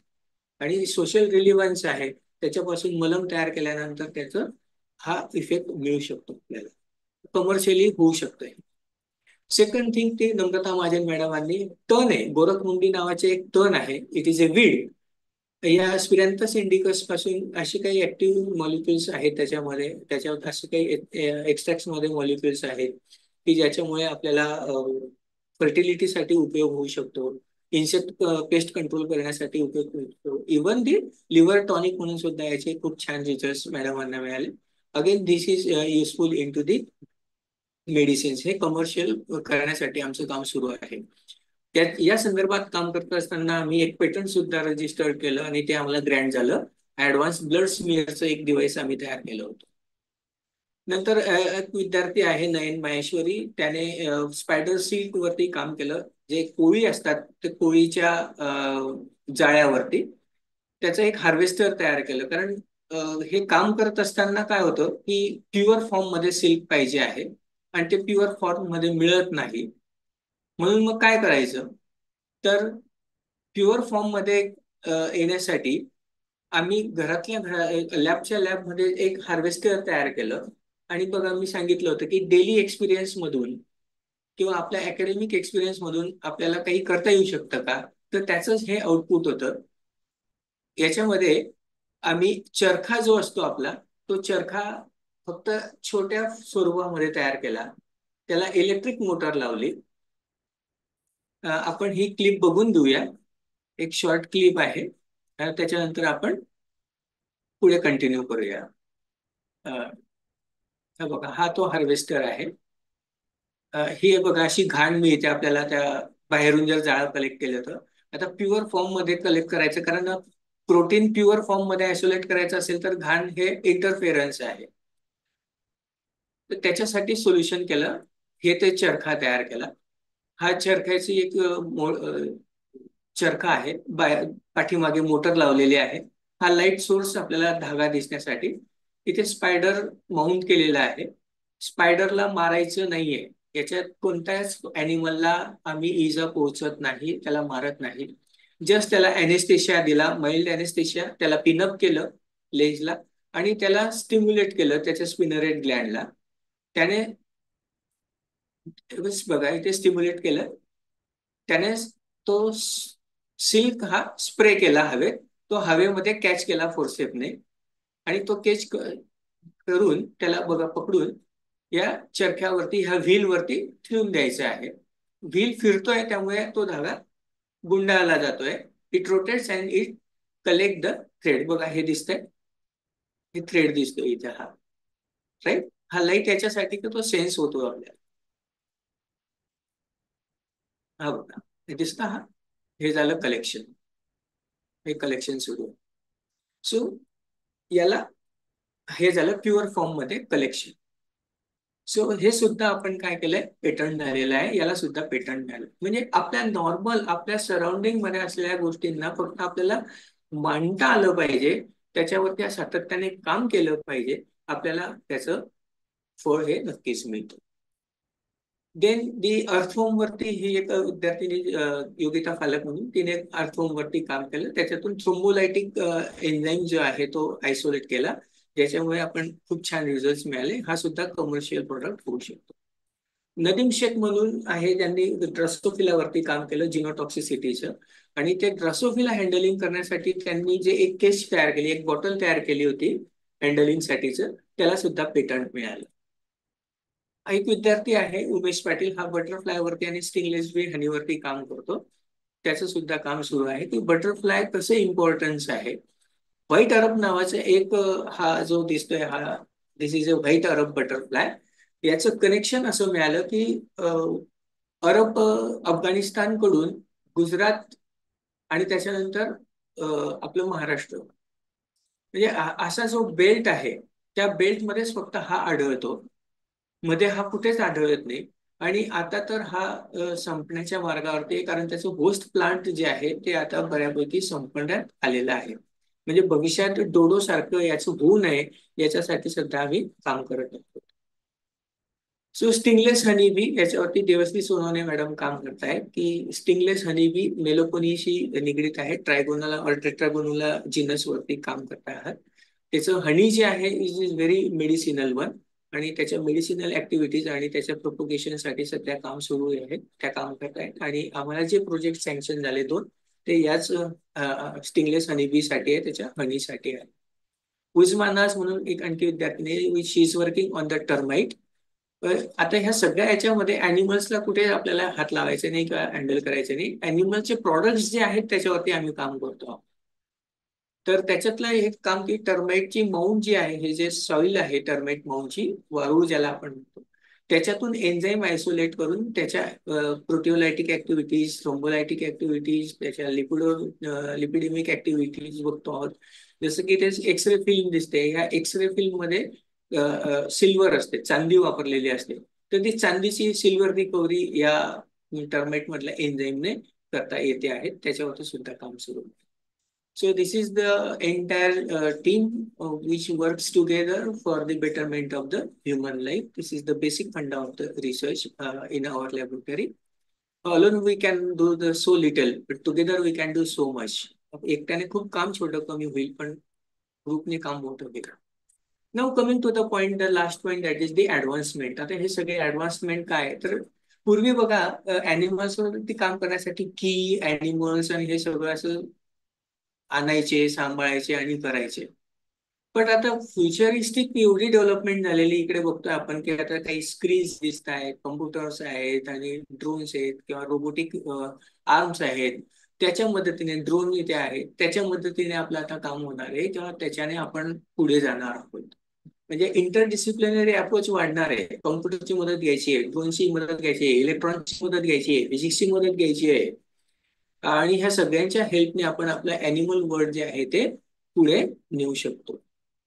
Genomics आणि मेटाबोलोमिक्स वरती आता सध्या काम सुरू आहे. जीन सिक्वेन्सिंग वरती आपण काम करतोय, RNA DNA वरती काम करतो, प्रोटीन सिक्वेन्सिस वरती काम करतो आणि आपल्याला मेटाबॉलिक्स काय आहे, जिनोमिक्स काय आहे ते आयडेंटिफाय करून आपल्याला पुढे जाता येऊ शकतं. प्रोटिओमिक्स आणि जिनोमिक्स वरती आपण काम करू शकतो. त्याच्यावरून सुद्धा आता बऱ्यापैकी काम सुरू आहे की जसं प्रोटीन अनालिसिस करून त्याचे एक्सप्रेशन्स आपण आयडेंटिफाय करू शकतो. ते प्रोटीन कसे एक्सप्रेस होत आहेत आणि आपल्याला ते कुठे इनकॉर्पोरेट करता येईल, पण ते काम आता सहज करू शकतो. इमेज अनालिसिस हा भाग खूप मोठा डेव्हलप झालेला आहे, जिथे आपल्याला सेल आणि व्हेरी रिसेंटली आता एक नवीन टेक्निक आलेली आहे की सेल मध्ये असलेले जे कॉम्पोनंट्स आहेत त्याच्या 3D इमेजेस तुम्हाला घेता येऊ शकतील. Micro CT scanning for 3D visualisation latest development झालेली आहे. सेलच्या आत असलेल्या मॉलिक्युल्सचं 3D स्ट्रक्चरिंग, इतके फाईन मायक्रोस्कोप आता इमेजिंग सिस्टीम डेव्हलप झालेली आहे. ते आपल्याला हेल्प करू शकतात की तुमचा जो मॉलिक्युल आहे, जसं मी एक्झाम्पल दिलं कांचनार एक्स्ट्रॅक्ट सेलमध्ये जाऊन नेमका कोणत्या मॉलिक्युलवर रिॲक्ट होतो आहे ते सुद्धा आता आपल्याला आयडेंटिफाय करता येईल, इमेजिंग करता येईल फ्लुरोसन्स टेक्निक वापरून आणि आपल्याला एक्झॅक्ट मॉलिक्युल इंटरॅक्शन सांगता येईल. बायोमेट्री आणि ट्रॅकिंग जे आहे ते पण आपल्याला आता करता येते की ड्रोन्स आहेत किंवा सॅटेलाइटने आपण काय चिप्स जे आहेत किंवा काही रिंग्स असतात, ज्या आपण ट्रॅकिंग रिंग्स आहेत जीपीएसच्या, त्या पक्ष्यांना प्राण्यांना लावून त्यांचं आपण मॉनिटरिंग करू शकतो. म्हणजे जीपीएस ट्रॅकिंग होईल किंवा सॅटेलाइटिक जे आहेत त्याची टेलिमेट्री होईल, त्याच्यावरून अॅनिमल मुवमेंट कशी होते आहे. जसं व्हाईट अरबचं एक्झाम्पल दिलं मी, तर तो कसा मायग्रेट होतो आहे तर ते आपल्याला आयडेंटिफाय करता येऊ शकतं. पाण्याच्या खाली सुद्धा आणि पाण्याच्या वर सुद्धा हे करता येणार आहे. कॉम्प्युटेशनल हेल्प असेल, जिओलॉजी किंवा बायोइन्फॉर्मॅटिक्सची पण मदतीने आपण काय करू शकतो, तर आपल्या काही ज्या DNA अनालिसिस केलेले, प्रोटीन अनालिसिस केले, त्याच्या ज्या सिक्वेन्सिंग आहे त्याच्यावरून फायलोजेनेटिक ट्री आपण डेव्हलप करू शकतो, इकॉलॉजिकल मॉडेलिंग डेव्हलप करू शकतो. ड्रग डिस्कव्हरीसाठी हे जे मॉलिक्युल्स आहेत त्याचं इंटरॅक्शन करता येतं. म्हणजे आता प्रोटीन मॉलिक्युल जसं की नयन सरांनी काढलेलं आहे, योगिता मॅडमांनी काढलेलं, नदीम शेख सरांनी केलेलं आहे की तो जो मॉलिक्युल आहे त्याला डॉकिंग करता येते. म्हणजे कॉम्प्युटेशनल सॉफ्टवेअर टूल आहे, बायोइन्फॉर्मॅटिक्स टूल आहे. ते डॉकिंग केल्यानंतर म्हणजे आपलं मॉलिक्युल आणि डिसीजचं मॉलिक्युल यांचं इंटरॅक्शन करून याच्यात काही कन्फिगरेशन चेंज करता येतील का, तर ते काम सुद्धा आता होऊ घातलेलं आहे. आणि हा टॉपिक सुद्धा आता खूप चांगला फ्लरिश होतो आहे. It's is need, urgent need आहे की somebody can work on this. आणि त्याला सोबतीला आता तर फॉर्च्युनेटली AI सुद्धा आलेलं आहे. आर्टिफिशियल इंटेलिजन्स याच्यामध्ये वापरून आपण हे काम खूप सहज आणि सोप्या पद्धतीने करू शकतो. The next one to this is the environmental DNA, that is the eDNA analysis.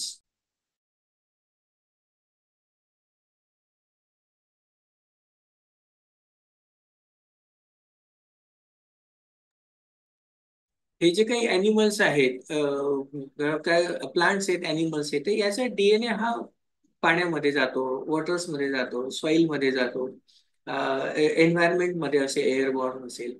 तर ह्या सगळ्या सॅम्पल कलेक्शन्स मधून सुद्धा आपण डीएनए अनालिसिस करू शकतो आणि त्याच्यावरून स्पेसिस आयडेंटिफिकेशन करता येईल. It is a sort of हे अनालिसिस हेल्पफुल जास्त करून आपल्या फॉरेन्सिक एन्व्हायरमेंटमध्ये जास्त जातं. फॉरेन्सिक लॅबोरेटरीमध्ये याचं खूप जास्त मोठ्या प्रमाणात काम होत आहे. आणि त्याच्यामुळे आपले ऍप्लिकेशन्स काय होतील की बायोडायव्हर्सिटीचं मॉनिटरिंग करता येईल आपल्याला, की बाबा ह्या भागामध्ये मग हा डीएनए जास्त सापडतोय related to this a tiger. तर इकडे टायगर जास्त दिसतोय, आपण टायगरसाठी कन्झर्वेशनसाठी काही करायला पाहिजे. इन्व्हेजिव्ह स्पेसीज असतील तर त्याचं डिटेक्शन करता येईल, किंवा इकडे ह्या स्पेसीज आलेल्या दिसत आहेत. कन्झर्वेशन बायोलॉजी म्हणून याचा खूप मोठ्या प्रमाणात आपण उपयोग करून घेऊ शकतो. अँड बिहेव्हिअरल स्टडीसाठी सुद्धा आपल्याला हे मदत येईल with the help of technology, that is the drone technology. Automated tracking system आपण अॅनिमल बिहेवियरसाठी वापरू शकतो. दिल्लीला जे एक अॅनिमल हाऊस आहे नीमचं, न्यूट्रिशनल इन्स्टिट्यूटचं, तर तिथे ज्या माकडांवरती मॉनिटरिंग इतकं छान केलं जातं की ते अगदी फ्रीली फिरत असतात त्यांच्या रूममध्ये, पण त्यांना ट्रॅकिंग सिस्टीम लावलेली आहे. त्याच्यामुळे त्याचे बिहेवियर सगळं रेकॉर्ड हे लॅबमध्ये बसून होतात. इव्हन त्याला जर डोस द्यायचा असेल तर ऑटोमॅटिक सिस्टीम आहे, डोस ठरलेल्या वेळेला ठरलेली ती सिस्टीम लावलेली तिथे. तर माकडाच्या जवळ ती जाणार, माकडाला इंजेक्शन देणे, माकडाला फिडिंग करणे, हे सगळे काम त्या ऑटोमेटेड सिस्टीमने होत आहे. म्हणजे अशा पद्धतीने सुद्धा रिसर्च आपल्याला पुढे नेता येऊ शकते. Drones for aerial observation of the animal groups, drone हवेमध्ये सोडून आपण मॉनिटरिंग करू शकतो. Virtual reality for creating control behavioural experiment, virtual रियालिटीने पण आपण ते बिहेव्हिअरल स्टडी करू शकतो. सोशल बिहेवियर कसं आहे अॅनिमलचं, हंटिंग होते आहे, पोचिंग होते आहे, ते मॉनिटरिंग करता येईल. याच्यासाठी सुद्धा आपण आता सध्या पुढे जाऊ शकतो. And last the ethical considerations, ह्या सगळ्यांसाठी इथिकल गाईडलाईन्स आहेत, त्या गाईडलाईन्स आपल्याला फॉलो करायच्या आहेत. मिनिमल अॅनिमलला स्ट्रेस दिला जाईल किंवा हार्म पोहोचेल याची काळजी घ्यायची आहे. आपल्या कामामध्ये ट्रान्सपरन्सी असली पाहिजे, डाटा शेअर केला गेला पाहिजे, आणि सगळ्या याच्यामधून आपण अॅनिमल कन्झर्वेशन आणि अॅनिमलची सस्टेनेबिलिटी कशी डेव्हलप होईल याच्याकडे लक्ष दिलं गेलं पाहिजे, याची काळजी घेतली. And lastly, we propose the features of this advanced study is, इथे काही तुम्हाला पिक्चर्स दिसतात. These are the cell generative machineries are there. Cells generate होत आहेत. 3D प्रिंटर सेलचे आलेले आहेत. सेल 3D प्रिंटरने आपण ऑर्गन हा तयार करू शकतो. नोज असेल, इयर असेल, हार्ट डेव्हलपमेंटसाठी सुरुवात झालेली आहे, ब्रेन डेव्हलपमेंटसाठी सुरुवात झालेली आहे. हे सगळे ओमिक्स वापरून, म्हणजे जीनोमिक्स असेल, प्रोटिओमिक्स असेल, मेटाबोलिमिक्स असेल, हे सगळं ओमिक्स वापरून आपण काय करू शकतो की सेल हा आपण खूप छान पद्धतीने करू शकतो. आणि तो सेल तयार झाल्यानंतर क्रिस्पर टेक्नॉलॉजी आलेली आहे जीन एडिटिंगची, ते एडिटिंग करून आपण डिसीज फ्री करू शकतो. त्या सेल्सला सिंथेसिस झाल्यानंतर त्याचं ऑर्गन डेव्हलपमेंट होऊ शकते आणि आपण इम्प्लांटेशन, ट्रान्सप्लांटेशन साठी सुद्धा जाऊ शकतो. So the development of more sophisticated imaging and tracking technologies is important. AI आणि मशीन लर्निंग त्याच्यासाठी खूप छान सपोर्ट करत आहात. तर ह्या सगळ्या गोष्टींना लक्षात ठेवून आपण आता थोडं इंटरडिसिप्लिनरी कोलॅबरेशन करून आपलं रिसर्च हे पुढे नेऊ शकतो. So with this, the advancement in research methodology are transforming nowadays in the zoology also. These advancements provide new insights into animal life. Animal life साठी आपण खूप चांगल्या पद्धतीने काम करू शकतो. Essential for conservation and understanding our planet. याच्यातून आपण animals, animal behavior आणि ultimately the planet समजू शकतो. The future of zoology is bright with new discoveries on the horizon. आता येऊ घातलेल्या या शतकामध्ये आपण खूप साऱ्या संधी निर्माण केलेल्या आहेत, जेणेकरून आपलं रिसर्च हे पुढे जाईल आणि भविष्यामध्ये प्राण्यांसाठी आपण खूप काही चांगलं करू शकू. So thank you very much.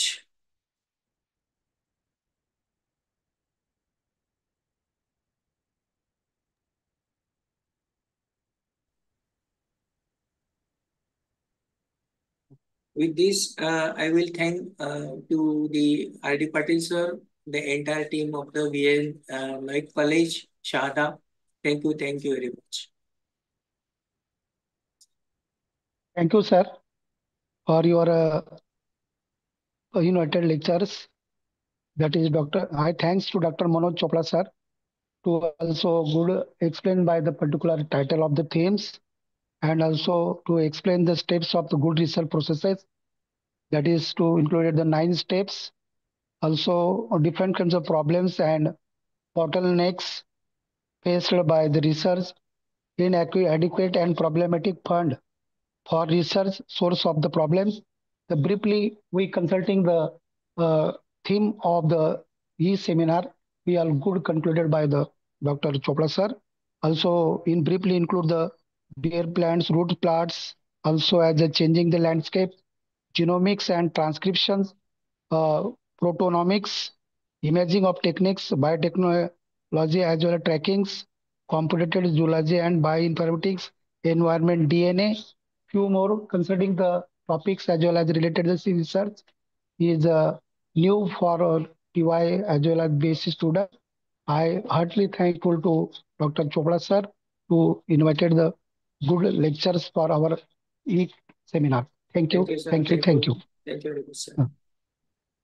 Now I would like to invite my colleagues and co-convener of today's seminars, Dr. SSCC sir, to pay vote of thanks for invited person, Dr. Chopra sir.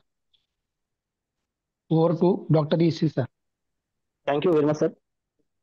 Dear esteemed guest lecturer, Honorable Dr. Manoj Kumar Chopra, sir, we are deeply grateful for your enlightening lecture at our virtual national seminar on advances in research methodology exploring frontiers in zoological study. Your expertise and insights have enriched our understanding of the subject matter. Your lecture was engaging, informative, and thought-provoking. The examples you shared and the explanations you provided helped to clarify complex concepts and inspired us to explore new frontiers in geological research. We appreciate the time and effort you to prepare and deliver this lecture despite your busy schedule. Your contribution to this seminar has been invaluable, and we are thankful for your willingness to share your knowledge with us. Once again, thank you, Honorable Dr. Manoj Kumar Chopra, sir, for your outstanding lecture and for being a part of this seminar. We wish you continued success in your future endeavors. Thank you very much again, sir. Thank you, Over sir. to Thank you very much. Dr. R.D. Patil, sir. Thank you, sir. I to in technical sessions, the first invited person, Dr. Manoj Kumar Chopra sir, has give the lectures. Also, now I would like to invite the second technical session invited person, Professor Dr. Pramod Pirke sir. Today's now I would like to invite my colleagues and another co-coordinator of today's seminar, Professor Dr. Aryan Girase sir, to introduce the second resource persons of this seminars, Dr. Pramod Pirke sir. To over to Dr. Aryan Girase sir to introduce the Pramod Pirke sir. Thank you. Thank you, sir. The biodata of Dr. Pramod Phirke, sir. The designation of Phirke, sir, is the Associate Professor, Department of Zoology, Ferguson Autonomous College, Pune. The Phirke, sir, has a number of responsibilities are as follows. That is, Phirke, sir, is the member of Board of Studies in Zoology, Sandeep University, Nasik, member of Board of Studies in Zoology, EMJ College, Jalgaon, member of Board of Studies in Zoology, Devgiri College, Chhatrapati Sambhaji Nagar, member of Board of Studies in Zoology, Dr. AZD Bendale Mahila Mahavidyalaya, Jalgaon, member of Board of Studies in Zoology, Ferguson College, Pune, from 2016 to till date, member of Examination Committee, Ferguson College, Autonomous University, Pune. The educational qualification of the Phirke sir is the BSc is completed year 1992 in MJ College, Jalgaon. MSc Zoology completed in 1994 MJ College, Jalgaon, and PhD awarded in 2008 Dr. Baba Sahib Ambedkar Marathwada University, Aurangabad. The teaching experience of Phirke sir is 15 years teaching experience, and sir is interested in research, that is animal physiology, toxicology, and biodiversity. The one research project is also completed by the Phirke sir, and the sir is the PhD guide. Two students are ongoing to come for PhD. The number of research papers are published by the sir, that is the 12 research papers are also completed by the sir, and the one chapter is also edited in the book. The book is already published, that is pesticide induced stress responses in freshwater mollusk. The two books are also the author of two books, that is the textbook of the histology, EYBSc, Vision Publications, Pune, and second book is vermiculture management, that is FYBSc textbook, Vision Publication is Pune.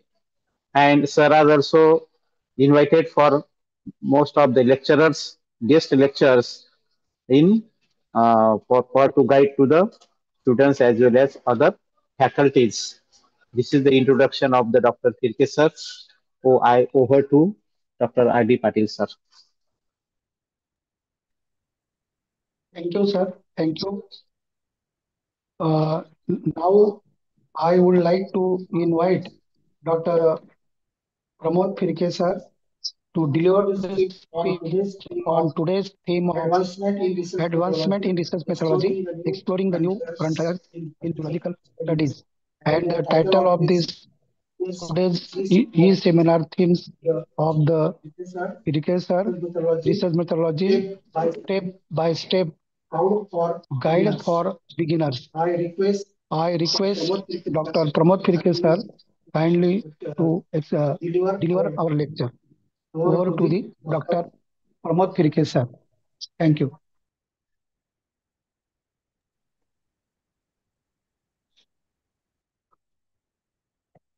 Alex sir.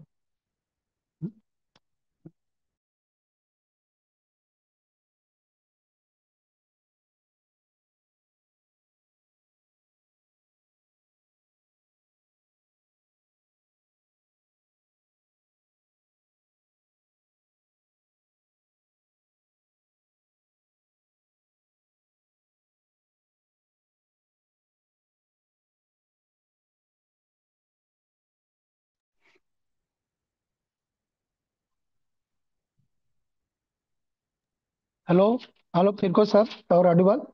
Hello, am I audible, sir? Thank you, sir. Okay. Okay. Thank you, sir, for nice introduction.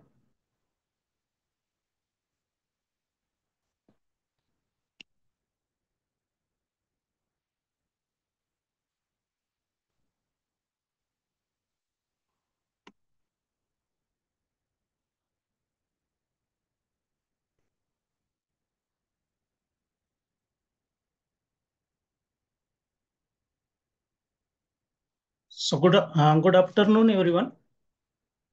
First of all, I want to thank you all for being here today. And I also thank Dr. R.D. Patil sir and his entire team for giving me this opportunity to deliver a lecture in this workshop, in this e-seminar. I am excited to share with you the fundamentals of research methodology and the systematic framework that supports all scientific inquiries and knowledge creation. So just now we heard Dr. Manoj Kumar sir, and he talked on advancement in zoological studies. Now we'll go a little bit reverse, and I would like to deliver a talk for the beginners. That my title of the today's topic is research methodology, step-by-step guide for beginners. So you may find some repetition in that, but the Manoj Chopra sir has already discussed all researches he undertaken and the advancement in research methodology and the field of zoology. So just we'll see what are the steps, that basic and fundamental steps which can be adopted by the beginners who are coming to the researches now, because it is very challengeable task to find a gap and to decide the research problem. Now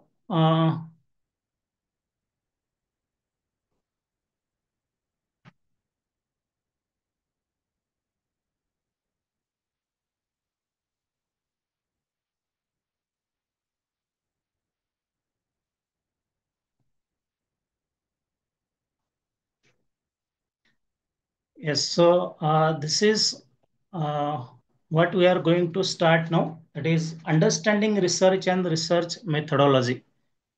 So if we see these two terms, these are having different meanings. Research methodology is the structural framework of procedures and techniques used in conducting research.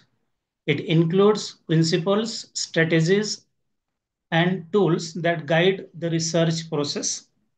So the importance of the research methodology, it ensures validity, reliability, and accuracy of research findings.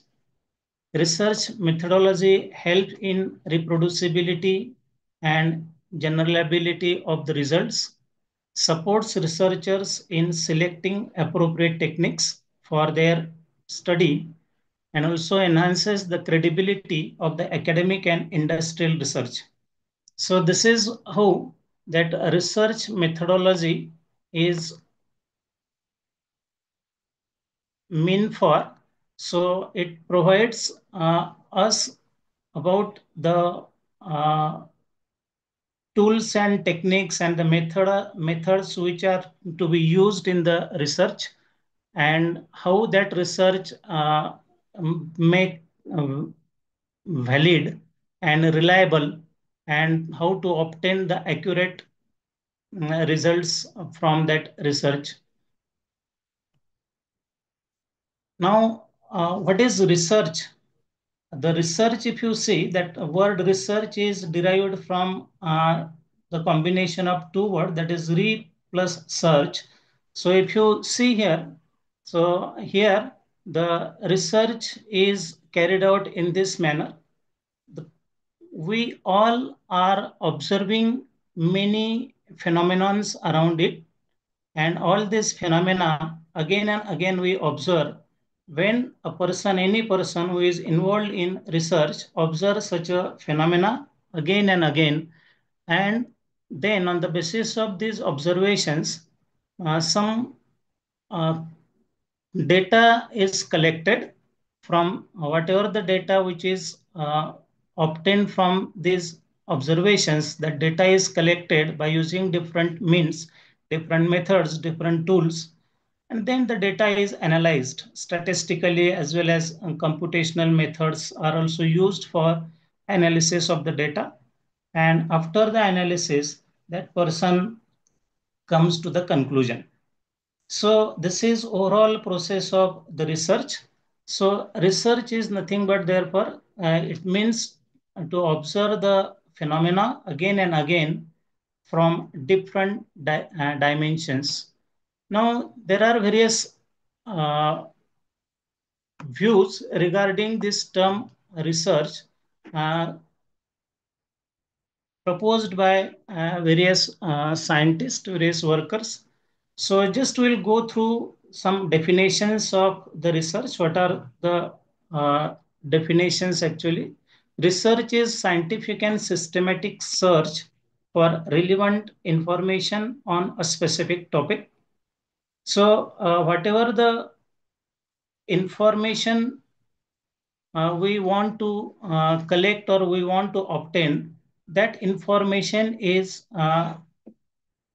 obtained through the scientific way, scientific methods, and in systematic manner.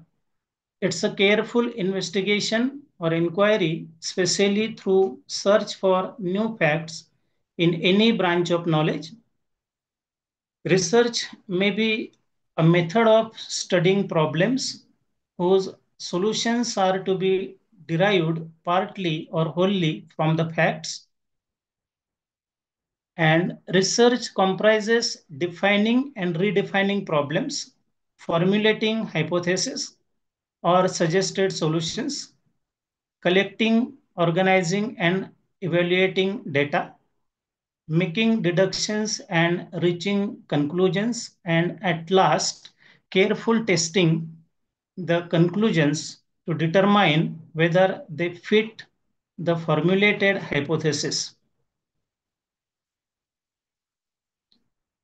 Now, what is the purpose of research? So, for what purpose a person need to carry out the research? The purpose is to seek answers to questions using a structured scientific approach, then to develop a deeper understanding of a phenomena and gain new insights, to analyze the frequency of occurrences and their associations with other factors, to uncover hidden truth and explore undiscovered knowledge, to accurately describe the characteristics of an individual situation or group, to test hypotheses and establish causal relationship between variables. So if you see the purpose of the research, in this, it is reflected that the problems or the facts which are happening around it. So the researcher is intended to carry out the activities or carry out the experimental work to see what factors are involved in causing that problem and what type of new insights can be obtained by studying all such a problems. So this is what is the purpose of research. Now the characteristics of research. Research focuses on solving specific problems. So what are the problems we have? That research is focused on obtaining the answers for these problems, obtaining the solutions for these problems. Conducting research requires specialized knowledge and expertise. So the researcher should have the knowledge of the problem and the fact which is happening around it, and the expertise regarding expertise of that particular field. Research aims to develop generalization principles or theories that help predict future events. Now, this is the main aim of the research. And for this purpose, actually, the research is carried out all over the world. So whatever the data is collected and the data is analyzed in different research, that data is compiled, and on the basis of that, various principles or theories can be put forth. So earlier researchers, if you see, it may be of Mendel or Darwin or whatever, so they have performed hundreds and hundreds of experiments, and they obtained some data from that. They collected the data and they analyzed the data scientifically and statistically, and they come to certain conclusions. And now these conclusions became the popular theories or the principles. Just we know the laws of inheritance proposed by Mendel. So he worked on the hybridization experiments for several years, and after that he got that conclusions, and on the basis of that he formulated the laws of inheritance. He proposed these laws, and now the branch of biology like genetics is based on these laws proposed by Mendel. Therefore, as we know, the Mendel is the father of genetics research. Then it is based on observable experiences and empirical evidences. So that research, what is important in the research is observation. So one should have his or her eyes open to see whatever the facts are going around ourselves, and observe the facts carefully, keenly, and carry out the experiments on them, as well as some experiences which we receive during our day-to-day life or during our routine. It may be academic experiences or social experiences, economic experiences, whatever. So all these experiences and the observations and the empirical evidences, experimental evidences, on all this, the research is based. Research demands precise observation and accurate description. It involves collecting new data from primary sources or repurposing existing data for new insights. Research follows carefully structured procedures and rigorous analysis. So yes, this is again important thing in the research, that structured procedure and rigorous analysis. The procedure, or what we call it, the methods, materials and methods which are used in the research, that should be well structured and well organized. So it means if you take an example, if you go for any research, you have to think about the methodology which is to be used to solve the problem statement.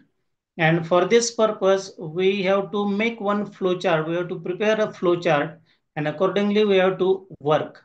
So that structure of the procedure, that is very important. That the what we can say ki that selection of the experimental model, then the size of the sample, the area, and what different parameters are to be considered for that research purpose. And after all these things which are carried out procedurally, then rigorous analysis of the data or results which are obtained through that procedure, that is also important. So after rigorous analysis only, you could come to certain conclusions, and you will get the results or certain solutions regarding that problem. It seeks answers to unresolved problems. So research, the aim of research is that itself, to obtain the problem, to obtain the solution to the problems which have no any solution yet has been discovered. Research aim to be objective and logical, ensuring that all procedures, data, and conclusions are thoroughly validated. It requires patience and meticulous approach. So patience and meticulous approach, that is very important. Patience is very important as far as the research is concerned. So because within a short period, within the experiments carried out in short time, it's not uh, possible to get the expected results. So for this purpose, it is necessary to carry out the experiments continuously and periodically, so that after several experiments which are carried out, as the Chopra sir earlier said, that experiments which are carried out should be repeated for 3 to 4 times, and after that you may come to certain conclusion ki yes, these are the certain results which obtained after this so many uh, experiments, and on the basis of that we can get some solution for that problem statement. Research involves systematic data collection and accurate record keeping. So this is another important thing, accurate record keeping. That record keeping is very important. So if we are working on certain problem, then we have to maintain the data of each experiment which is carried out. If we have performed the experiment 10 times, so you should keep the data uh, ready with you, whatever the data you obtain through these 10 times experiments you did. So that is very important, the keeping the data. So because after obtaining that data, after several experiments, you need to analyze the data statistically, and if you have much more data, so the chances of your accuracy is more, and therefore that keeping the data record is very important. And at time, research demands courage and persistency in the work is very important. Hard work and persistency is very important in the research. Now we are dealing with two terms here. That is, one is research and another is research methodology. These are two different terms. If you see here, that there are differences. Research is the systematic investigation into problem hypothesis. So uh, we are trying to find out something about the problem, means the solution about the problem, or the hypothesis, whatever the hypothesis we have set. And research methodology is the way research is conducted, and including data collection, analysis, and interpretation. So these are the differences, that research methodology tells us how to carry out the investigation, and research is what we are conducting the investigation actually. So this is the difference between these two, that is research and the research methodology. So research methodology gives us a systematic pattern, systematic format of the procedure or method through which one can carry out this research.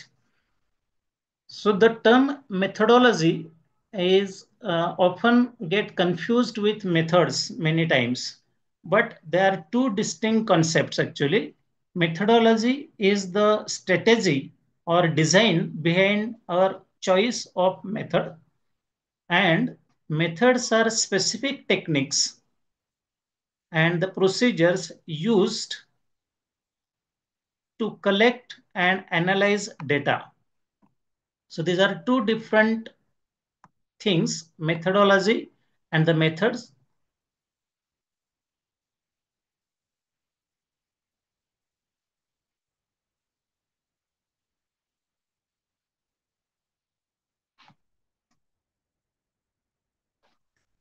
now research process, how to carry out the research actually, and the procedure for the research to carry out.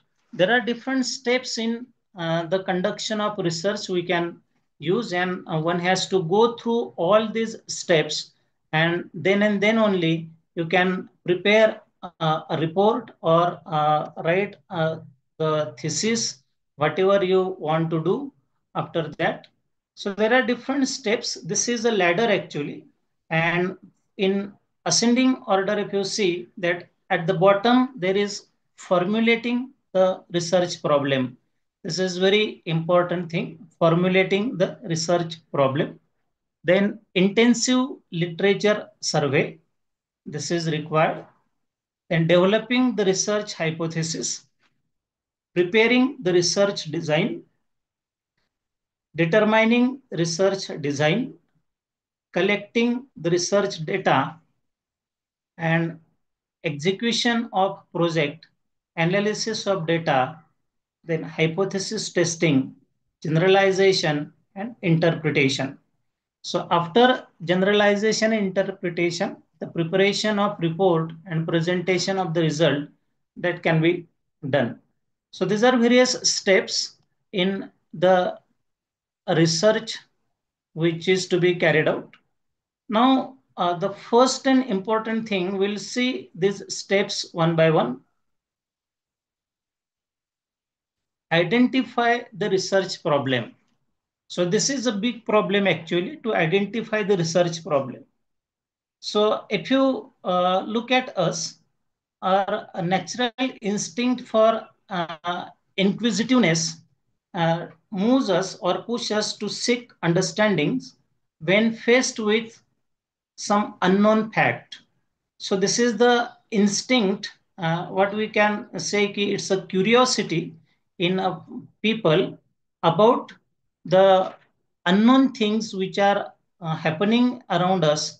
To know about these things, this curiosity compels us to explore, to carry out the research, to carry out the experiments, to question and attain deeper insight into that that problem which lies beyond our current knowledge. So this is what is the instinct nature of the human being. And because of this, if you see that curiosity is responsible for foundation of the learning of all the systematic approaches and that we adopt to uncover the unknown which is happening around ourselves. So identifying the research problem, that there are certain points we have mentioned here, and we can go through this point, that selecting the research field. This is one thing, that choose a domain that aligns with your interest and expertise. So selection of your field, your domain of research, that is very important. So first of all, one should identify his or her interest in a particular field, and see whether we are having expertise in that field, and accordingly that person can work on that. So selecting a research field, then gaining expertise, develop mastery in the field through specialization and in-depth study. So reviewing existing research, analyze recent studies to understand trends and research gaps.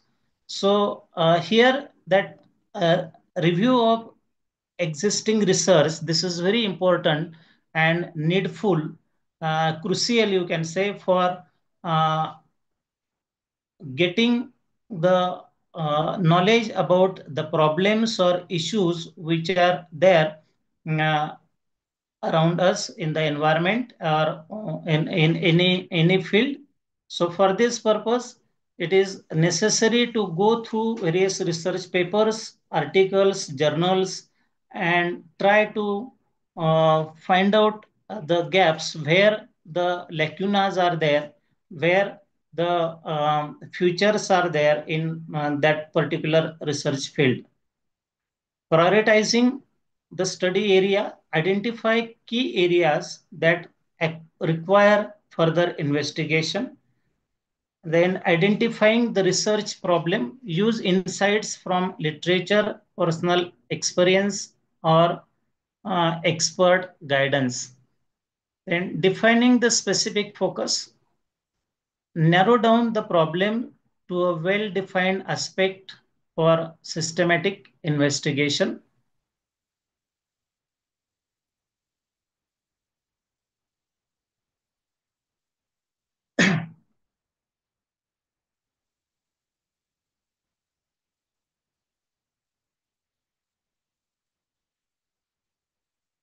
Now, what does the problem mean actually? So what is problem? So problem is the obstacle in the path of satisfying our need. Problem is the question which is to be solved. A problem is a question proposed for the solution. Generally speaking, a problem exists when there is no available answer to same question. A problem is an interrogative sentence or statement that asks what relation exists between two or more variables. Now, this is necessary to understand the problem and the unknown facts which are there surrounding us. We actually are surrounded by many problems. We have the problems at our doorstep, in our backyard also. And now we became habitual to live with such a problems. And just many times we ignore these problems, just the problems are ignored and we don't bother about this problem. And so that is what actually is the problem blindness we have. And this is actually one of the important work of the academicians and researchers, that the people who are the common people who are ignoring all these problems, that researchers and academicians are looking toward that problem in different dimensions, and they try to find out the what we call the solutions or the truth about these facts and these problems. So these are all the obstacles or some things you can say coming to in our path, and they are not getting us to letting us to carry out some activities or whatever are the health issues or economical issues or social issues, whatever. So all these are the problems actually. The problem concern with the functioning of broader area of the field studies, whereas topic or a little statement of the problem is a verbal statement of the problem. Usually it is observed that researchers select the topic specially from research abstract, and they do not identify the problem, but the problem is made on the basis of the topic. As a result, there is no active participation or involvement of that individual or that researcher in the research activities. So here, this sequence is very important, that researchers select the topic especially from research aspects and do not identify the problem. So first of all, it is necessary to identify the problem, what the problem is, whether it is environmental related problem, pollution related problem, conservation related problem, health related problem. So it's a broad aspect, that identification of problem. And from that problem, then on the basis of the problems which are there, that one should select the topic. So these are two different things, that is identifying the problem and selecting the topic. So as here mentioned that many times by reading the abstracts from different research papers or different journals, that topic is decided, and on the basis of then the topic, yes, that problem, okay, yes, this might be the problem, and therefore that researcher has taken the topic, and we continue that topic like this. So this should not be done uh, early. What is the first step in that is to find out the problem, identify the problem, and it requires for this a thorough reading and the observations and curiosity, all these things. Uh, this is another important observation, that usually what happens when any student or aspirant comes to the guide for research purpose, and usually what happens ki, that guide assign or allot research problem to the student, and but it should not be done actually in this way. Well, one of the primary role of research guide is to assist student in clarifying their ideas, refining their focus, and transforming broad or complex topics into well-defined, manageable research problem. So we should identify our role, the role of guide and the role of aspirant. The role of guide is to clarify the ideas of the aspirant or the candidate which is coming to us, and so let that aspirant or that candidate come with his or her own ideas. So we can ask them to come with some novel ideas, or maybe through literature review, or by studying some by reading some books or whatever.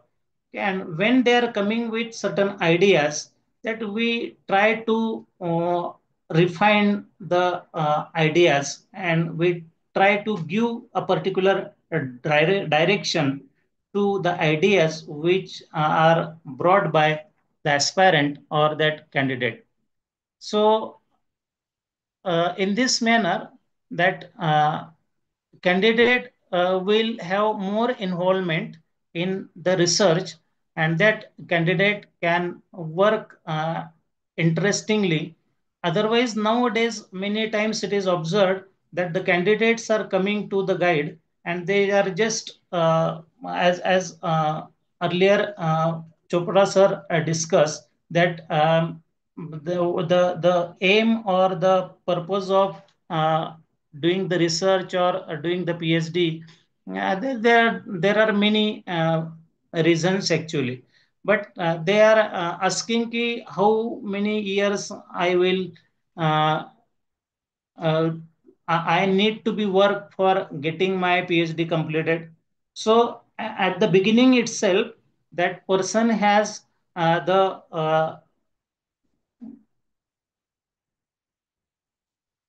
interest in conducting that experiment work within short period and to get the PhD degree.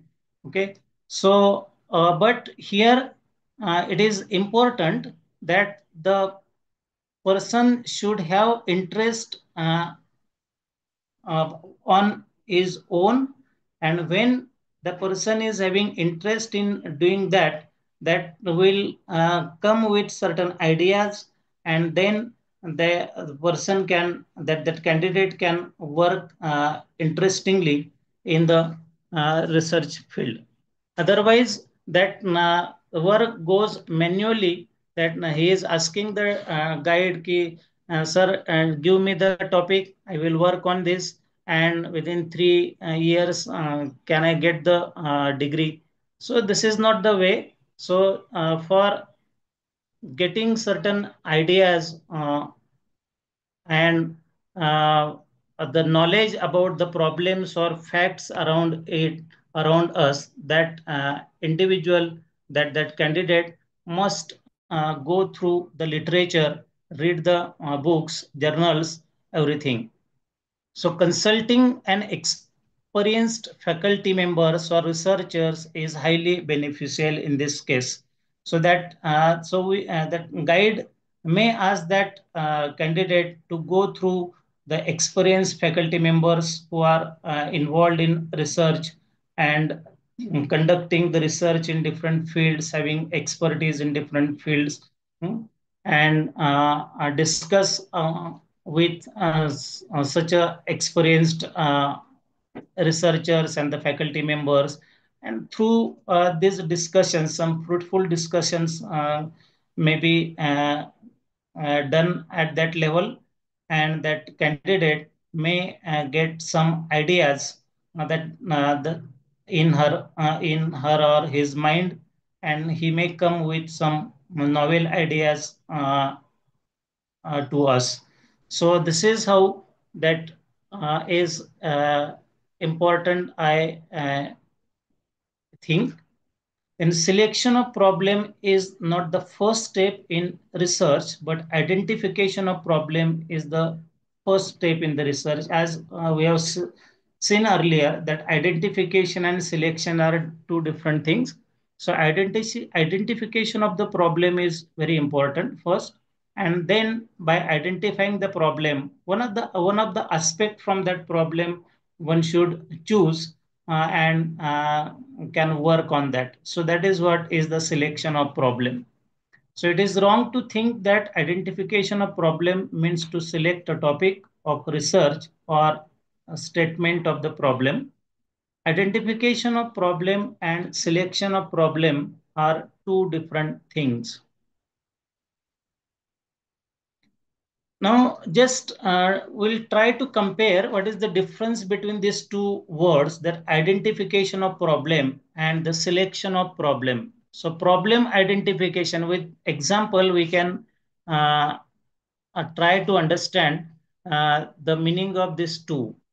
So problem identification means what? That is recognizing and defining a broad or specific problem in a field. And problem selection is what? Is the choosing a specific problem to focus on from that identified issues. So as we have seen earlier, that identification, the recognition and defining the broad and specific problem in a field. So any field it may be any field, and in every field, you know, there are different problems. So what is needed is the vision to see these problems. Observation, keen observation is required, and after observing such a problems in day-to-day life also, we are facing many problems. We are observing these problems, and from this broad aspect of the problem, we have to select a specific problem or specific issue from that particular field. Understand what challenges exist and need attention. So that problem identification, understand the challenges, and the attention should be given to this problem. And while understanding the problem in that particular field and giving attention toward the field, yes, giving attention means we are trying to think about that particular problem, then try narrowing down the manageable and impactful issues from the problem identified. And on the basis of that, one can think about the problem which is to be selected from that broad aspect. So broad involves, this is a broad field, involves exploring various potential issues, and problem selection has narrow and focuses on single problem for deeper investigation. So this is same as a second and third point actually. So if we want to take an example that there is an identification of problems. The one problem is that like this identifying that antibiotic resistance is increased in bacterial infections. So nowadays it is observed that many bacteria they are developing resistance in their body against the antibiotics which are already available in the market. So we know about many superbugs. Those are resistant to the available antibiotics. So this is a problem. This is a big issue now, and we have to specify one aspect from that particular broad issue, that selecting a study how a specific bacterium such as E. coli, say for example, develops resistance to a particular antibiotic like uh, ciprofloxacin. So any antibiotic. So there are so many antibiotics, there are so many bacteria, and many bacteria are developing the resistance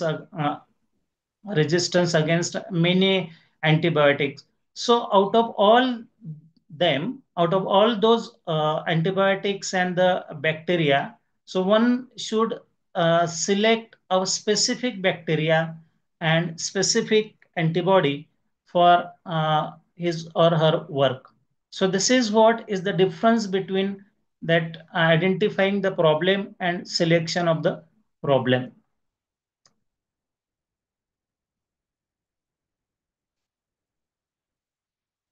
Now, few more examples we have for these two terms to clarify these two terms.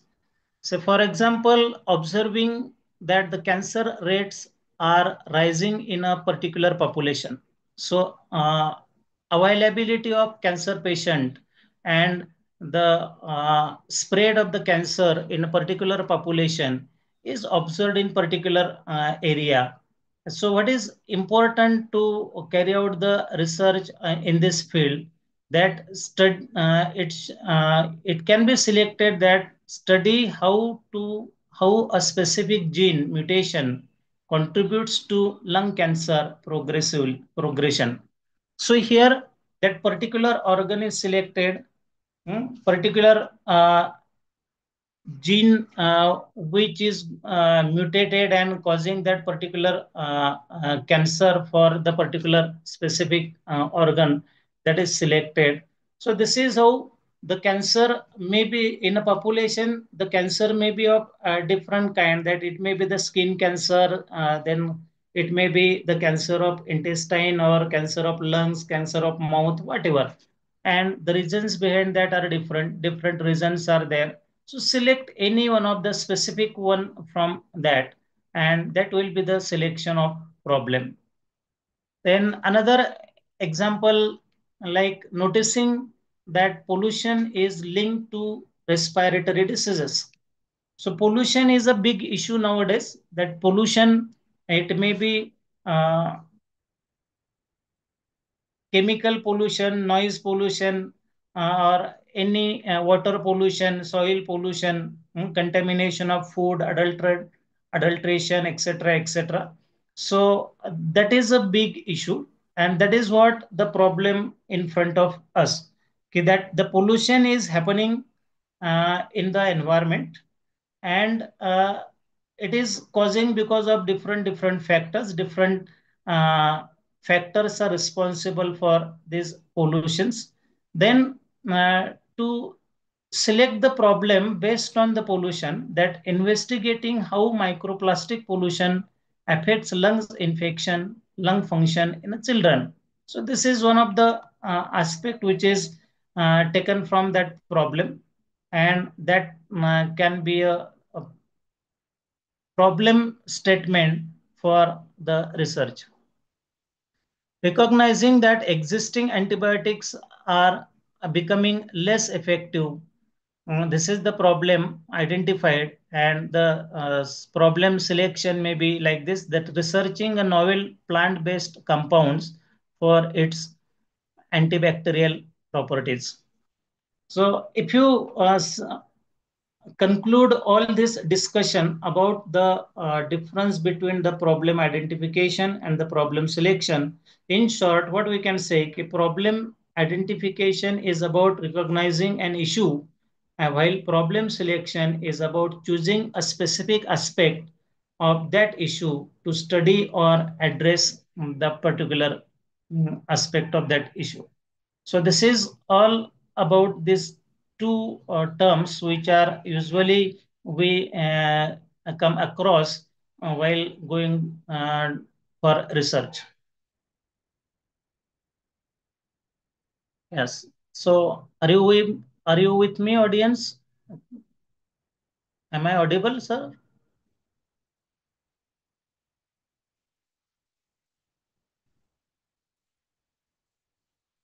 Hello, am I audible, sir?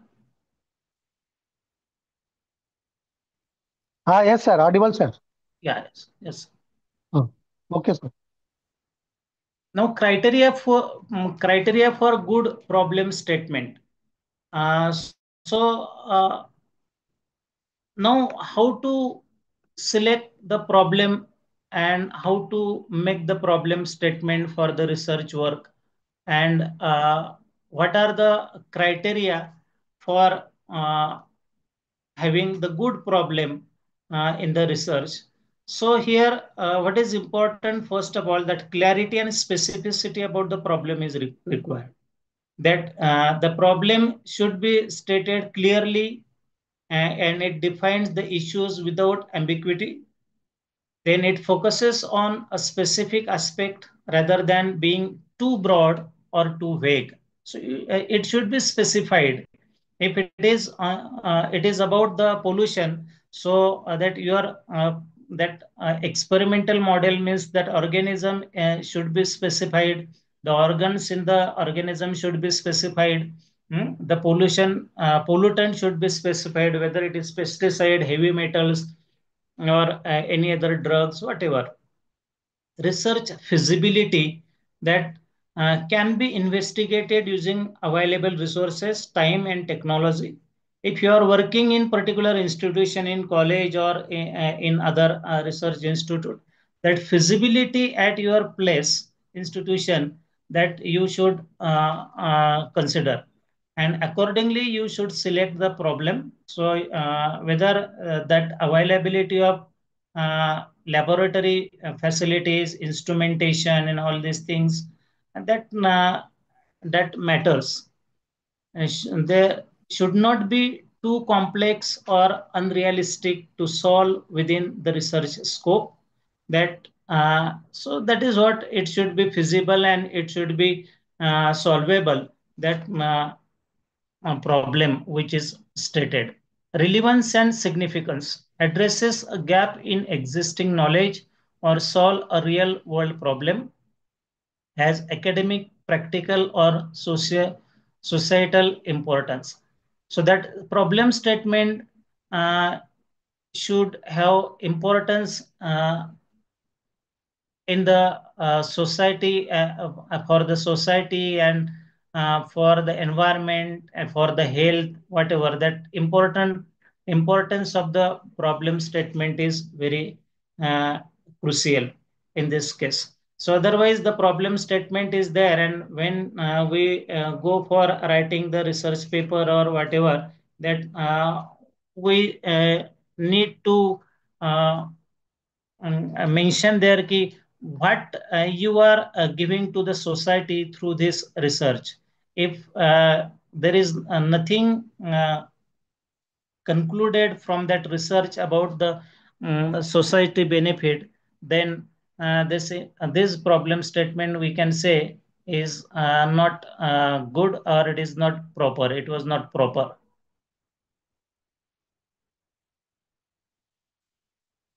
Now, measurability of this problem statement, that problem statement should allow for data collection, observation, or experimentation. That availability of the data and observations and conduction of the experiments for that problem that should be carried out. and the problem statement defines variables that can be analyzed or measured. Novelty and originality. So novelty is important, that something new should be there in the problem statement, and that there should be efforts or attempts to find out something new which has not been yet identified or not been yet um, disclosed about that particular problem. So novelty is very important, originality is very important about that problem statement. Alignment with objectives, that problem statement relates to the research aim and objectives, provides a clear directions for hypothesis. Now,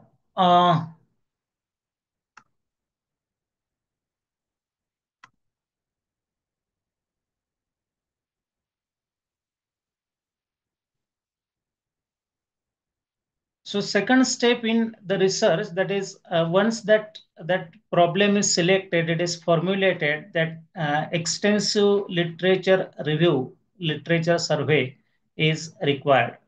So once the problem is formulated, the researcher should undertake extensive literature survey connected with the problem. For this purpose, that various books, journals, published, unpublished research material, academic journals, conference proceedings, government reports, books, etc., that must be tapped depending on nature of the problem. Nowadays, that ICT facilities are available, and we have very much fortunate enough to have such a facilities like Google Scholar, IEEE Explorer, then PubMed, Scopus, that can be used for the literature searches. Analyzing existing research help to identify a gap. So go through the existing research, the researches which are um, now carried out and in different fields, and try to collect the information regarding their conclusions, and from these conclusions and the results of that experiments and the researches, so one can find gap.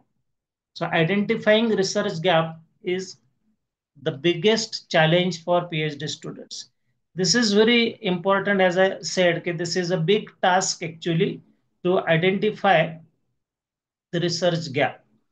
And for this purpose, that again, the comprehensive literature review is required, and it helps in this thing to identify the gap. That is, comprehensive literature review serves multiple crucial functions like contextualization, your research within existing knowledge, then gaps your study can address, whatever the gaps are there, this start to identify the gaps, inform your methodological choices, prevents intentional duplications, and provides theoretical frameworks to guide your study. So these are all the importance of the literature review.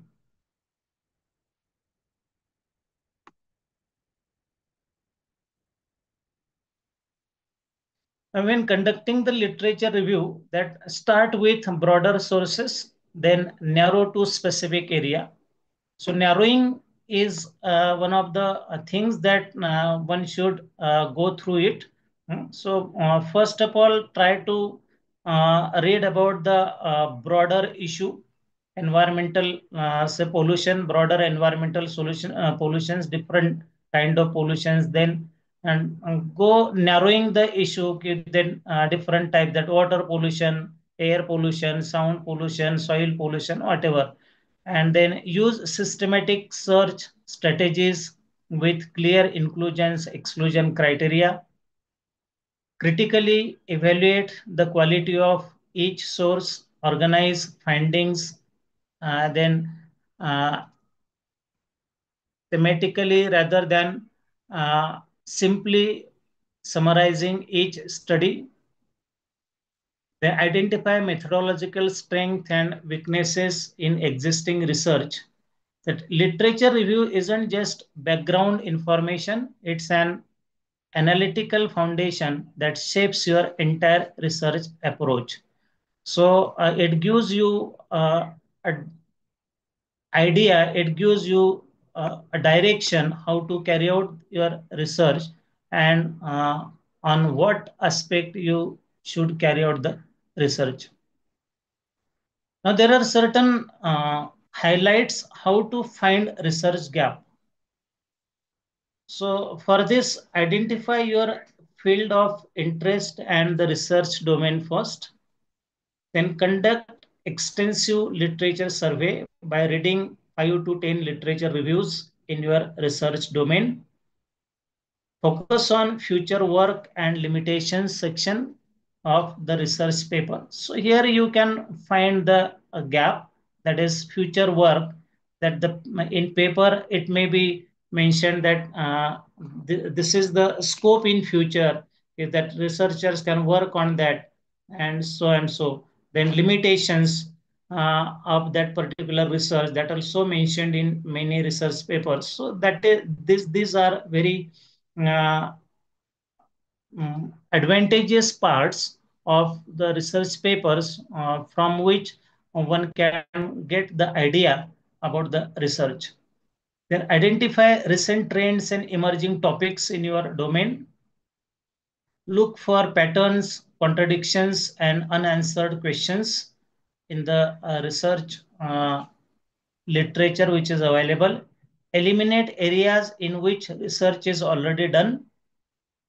Analyze research methodologies to identify limitations in inefficiencies or biases in existing methods and explore gaps in databases and diverse application. So through this sequence, one can go through the literature and find out the gap, explore interdisciplinary opportunities, then discuss the feasible research area with experts, peer, and your supervisor. Perform small scale experiments and surveys to validate the hypothesis. Formulate a clear, specific, and researchable question. Ensure it contributes new insights and fills the identified gap. So after this exercise, that one can get an idea about the research gap in his or her domain, and they can start the pilot experiments, pilot research on that particular aspect, and then the aspect could be continued further. The next step in the research process is development of working hypothesis. So after getting the problem statement and after going through rigorous literature review, that development of working hypothesis, that is important. So try to understand what is hypothesis first, and then see how that hypothesis is significant or important for the research work. So this word hypothesis is derived from two words again, that is hypo and thesis. The meaning of hypo is tentative or subject to the verification. So whatever the assumptions you have, these assumptions should be verified. And tentative subject, this is the tentative or subject to the verification. And thesis means the statement about the solution of the problem. So the meaning of hypothesis is a tentative statement about the solution of the problem. So this is just the assumption about the problem statement which is selected. Whether that problem in that hypothesis, that tentative statement, it is that it is assumed that certain things are responsible for that particular fact and certain things are not responsible for that particular fact. So that is the assumption, and that these assumptions should be considered, and on the basis of that the research will go further. Hypotheses therefore offer a solution of the problem that is to be verified empirically and based on some rationals. So this is the assumptions we made, and we have to verify the assumptions by conducting the experiments and the results obtaining from the experiments. Whether these results are matching with your assumptions or not doesn't matter. It is positive or negative. Any kind of research, any kind of result may be there, but that should be verified with your assumption. So it's testable prediction. This is prediction actually, and it's very important, or it provides the focal point for research. So as I mentioned earlier, so that hypothesis, it gives us that setting the hypothesis gives us a direction, a specific direction for the research work. Instead of going here and there, instead of focusing in different direction, that we get one specific direction and we start experiments in that direction to obtain the solutions which could be matched with our assumption. Importance of setting the hypothesis. It provides directions for focus, then facilitates data collection, enhances research objectivity, helps in testing relationships between the variables, then aids in decision making, helps in decision making, and validates the research findings. So it provides a benchmark of evaluating research and help in determining whether the research supports or rejects the initial assumption. So as we have mentioned earlier, that it may be positive or negative. So characteristics of good hypothesis, that a strong hypothesis should be clearly stated and easily understandable. It should be free from vague and complex language. Clear statement should be there, and that the solution which is to be obtained through the experiment, that will also be the understandable and matching with the problem statement. Then testability can be tested through experiments, observations, or data analysis. So one should work on that hypothesis. That hypothesis, once it is set, and if you could not carry out the experiments or the observations, you could not get the observations or data for verifying that hypothesis, this hypothesis will not work. So the hypothesis should be it should be in such a statement that the experiment should be carried out on that, observations and data analysis should be can be done. So it allows for verification using scientific methods, and specific and precise that hypothesis statement should be. Then characteristics of good hypothesis are more characteristics. You can say that it is based on the existing knowledge, then falsifiability can be proven true or false, that hypothesis, and allows for empirical validation or rejection. So that hypothesis may be validated or it may be rejected, doesn't matter, but it should be verified by the empirical data, by the experimental data. Relationship between the variables then relevant to the research problem. So that hypothesis should be relevant to the research problem. Now, after setting the hypothesis about the research problem, that preparing the research design, this is another step in that. So, research design is needed to carry out the further research work. This is actually the master plan or blue film that you can say okay, this is a blueprint of that particular research which is to be carried out. State the conceptual structure within which research would be conducted, and it preparation of the such design facilities research to be efficient as possible, yielding maximum information. So this is the master plan blueprint of your research work. Research design and method selection, that there are different design, that exploratory design, descriptive design, experimental designs, different designs are there, and these are the differences in these designs. Just we'll go through it. What are the differences? Exploratory research design to explore and gain insights into the unclear problem. Then it is open-ended and flexible and unstructured.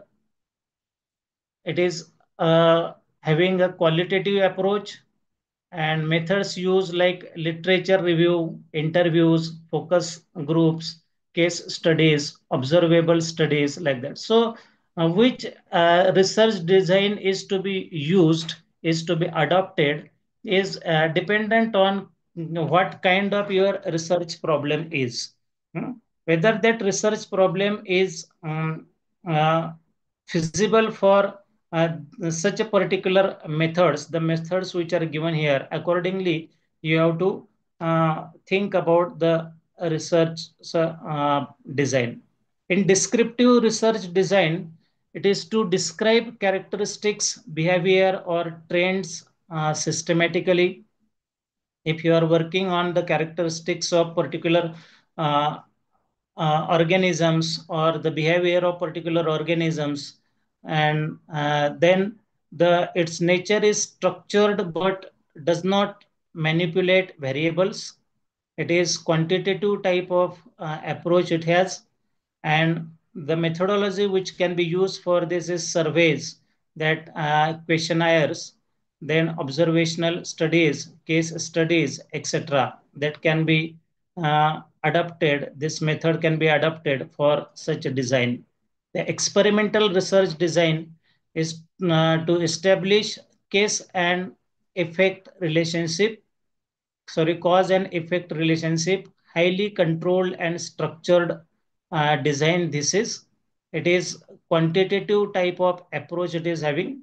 So it involves experiments, that laboratory experiments, field experiments, A/B testing, and randomization, control trials, etc. So testing and all that experiments, that is these are the methods which are adopted for in that particular experimental research design. So if you see the outcome from this different experimental design, different research design, in exploratory research design, it identifies new problems, patterns, or research gaps. Descriptive research design provides a detailed understanding of a phenomena and population, and experimental design determines causality by testing the hypothesis. Okay. So here are examples of these different designs. Exploratory research design, for example, a study exploring potential causes of a newly emerging diseases by interviewing healthcare professionals and analyzing existing case reports. So case study and the survey, that kind of research can be done with the help of this design. Then descriptive design, a survey conducted to measure the prevalence of obesity in different age groups within population. This is also the survey based. and this one experimental research design, a clinical trial testing the effectiveness of a new cancer drug by administering it to one group and giving a place to another. So experimental research design is has a scope to carry out the experiments in the laboratory and obtain the results. Then collecting the data. Data collection, there are several ways for collecting the appropriate data, which differ considerably in context of cost, time, and other resources. At the disposal of the researcher, primary data can be collected either through experiment or through survey. In case of survey, data can be collected by any one or more of the following ways. So these are different techniques of data collection, survey, and the questionnaire, especially which are adapted for social science and business researches. Then experiments, we usually adopting this technique that in sciences and engineering. Then interviews, focus group, case studies. These are various methods for collecting the data. Determining sample sample design. So this is also one of the aspect of a research process to determine the sample design. A sample design is a definite plan determined before any data is actually collected for obtaining a sample from a given population. Sample design can be either probability or non-probability. So there are two types. In probability sample, each element has a known probability of being included in the sample. So there are equal chances of having involvement of all the elements in this sample method. Then non-probability sample, so usually this is not recommendable. Now, these are the differences between probability sampling and non-probability sampling. So I will not go through all these points. That just for probability sampling, finding can be generalized to a whole population, and there are maximum chances of having involvement of the elements which are present in that particular population or that area. So this is preferably the sampling which is used. Then analysis of data. Data analysis is carried out by using different means and different tools. The analysis of data requires number of closely related operations such as establishment of categories, the applications of these categories or raw data through coding, tabulations, and then drawing statistical inferences, then percentage, coefficients, etc. In this process of analysis, relationships of differences supporting and conflicting with original or new hypothesis should be subjected to test of significance to determine with what validity data can be said to indicate any conclusion. So by using different tools and techniques, the data can be analyzed. Then generalization and interpretation. So the next step is the interpretation of the data. So whatever the data is obtained, that data is to be interpreted. If the hypothesis is repeatedly tested and validated, the researcher may be able to formulate the generalization, and that generalization may lead to the development of certain law or the theory. The true significance of research lies in the potential to establish general principles. And this is how, after the generalization and interpretation of data, that one valid document can be prepared and it may come forward in the form of certain principles, certain laws, or the theories. In preparation of report of the or the thesis.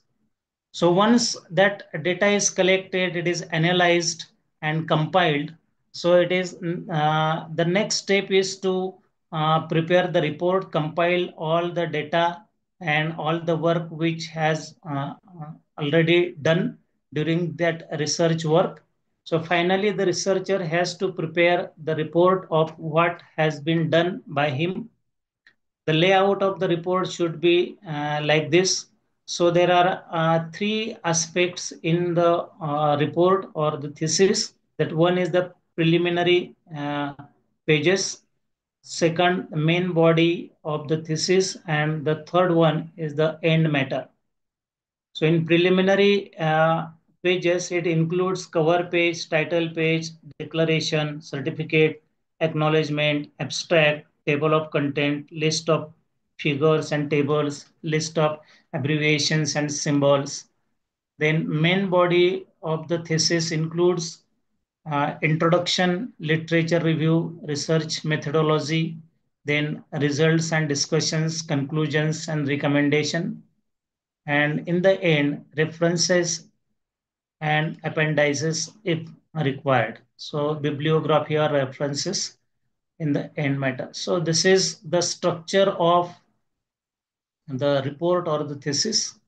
While writing the thesis or the report, that there should be consideration of ethical issues also. So ethical considerations are very important in the research work, that plagiarism and academic integrity. So plagiarism should be checked. It should not be matched with any other research work which is published earlier, and that should be tested and checked with the help of different tools which are available now in the market, like Turnitin. It can be used for plagiarism check. Then data privacy and confidentiality, that is important. It adheres to the rules which are framed by this institution, GDPR, HIPAA regulations, and informed consent. If we are taking some data from the research work which is already done earlier, then the consent of that particular researcher should be taken, and that should be properly, the reference should be properly cited, and it is given in the bibliography also. So these ethical considerations, and these are mandatory, and this is required to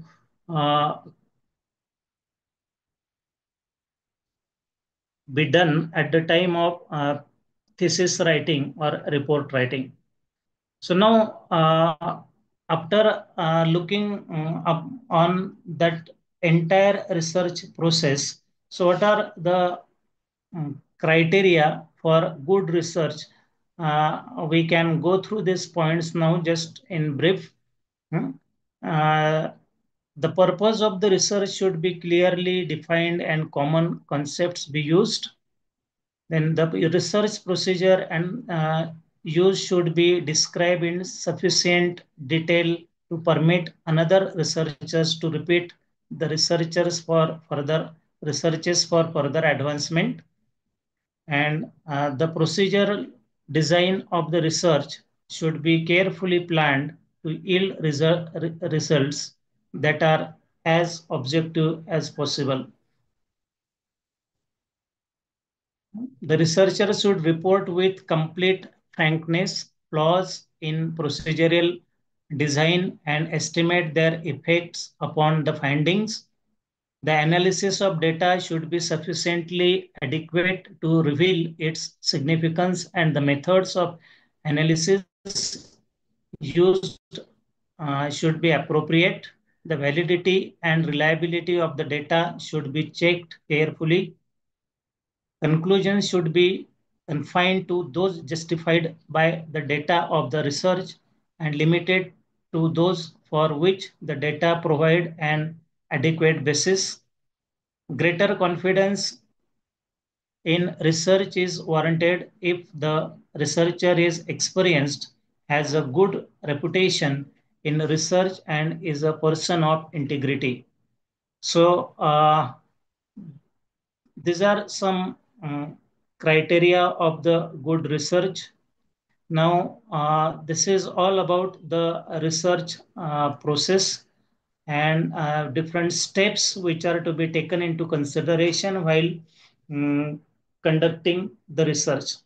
Now, research, I hope all this information regarding the research process and research design will be helpful to the beginners to carry out the research. So how to find out the gap, how to carry out the literature review, how to state the hypothesis and all these things. So this is just in brief that how to write the research proposal. Just I have given here the actually when we are going to write the research proposal, that different institutions have different format for the proposal they need from the aspirants. However, there are certain common things that we should remember while writing the research proposal, that the clear title should be mentioned, then introduction, the first point in which background about the research proposal, problem statement, then research objectives, and the research questions. So that is important. Then literature review. So recent literature review within recent 4 to 5 years, what kind of research is done on that particular aspect, that should be mentioned here, at national level as well as international level. Then research methodology, that research design should be given, that data collection methods, then model development and system evaluation method. Then expected outcome from that research, what are the expected outcomes, what are the benefits to the society. So that should be mentioned here, and that is significance of the study, and then the timeline, and finally the references. So references may be in API format or in MLA format. This is the requirement as per the institutions policy, that some institutions need the references in APA format, some need references in MLA format. On the basis of that, it should be done. So this is in brief the structure of the research proposal. That is the format of the research proposal, how to write the research proposal. And so the conclusion and the key takeaways from this talk is what the research methodology is critical for producing high quality, impactful research. Selection of methods should be aligned with research objectives. Ethical considerations are essential for credible research, and continuous learning and adaptation to new methodologies enhance research quality.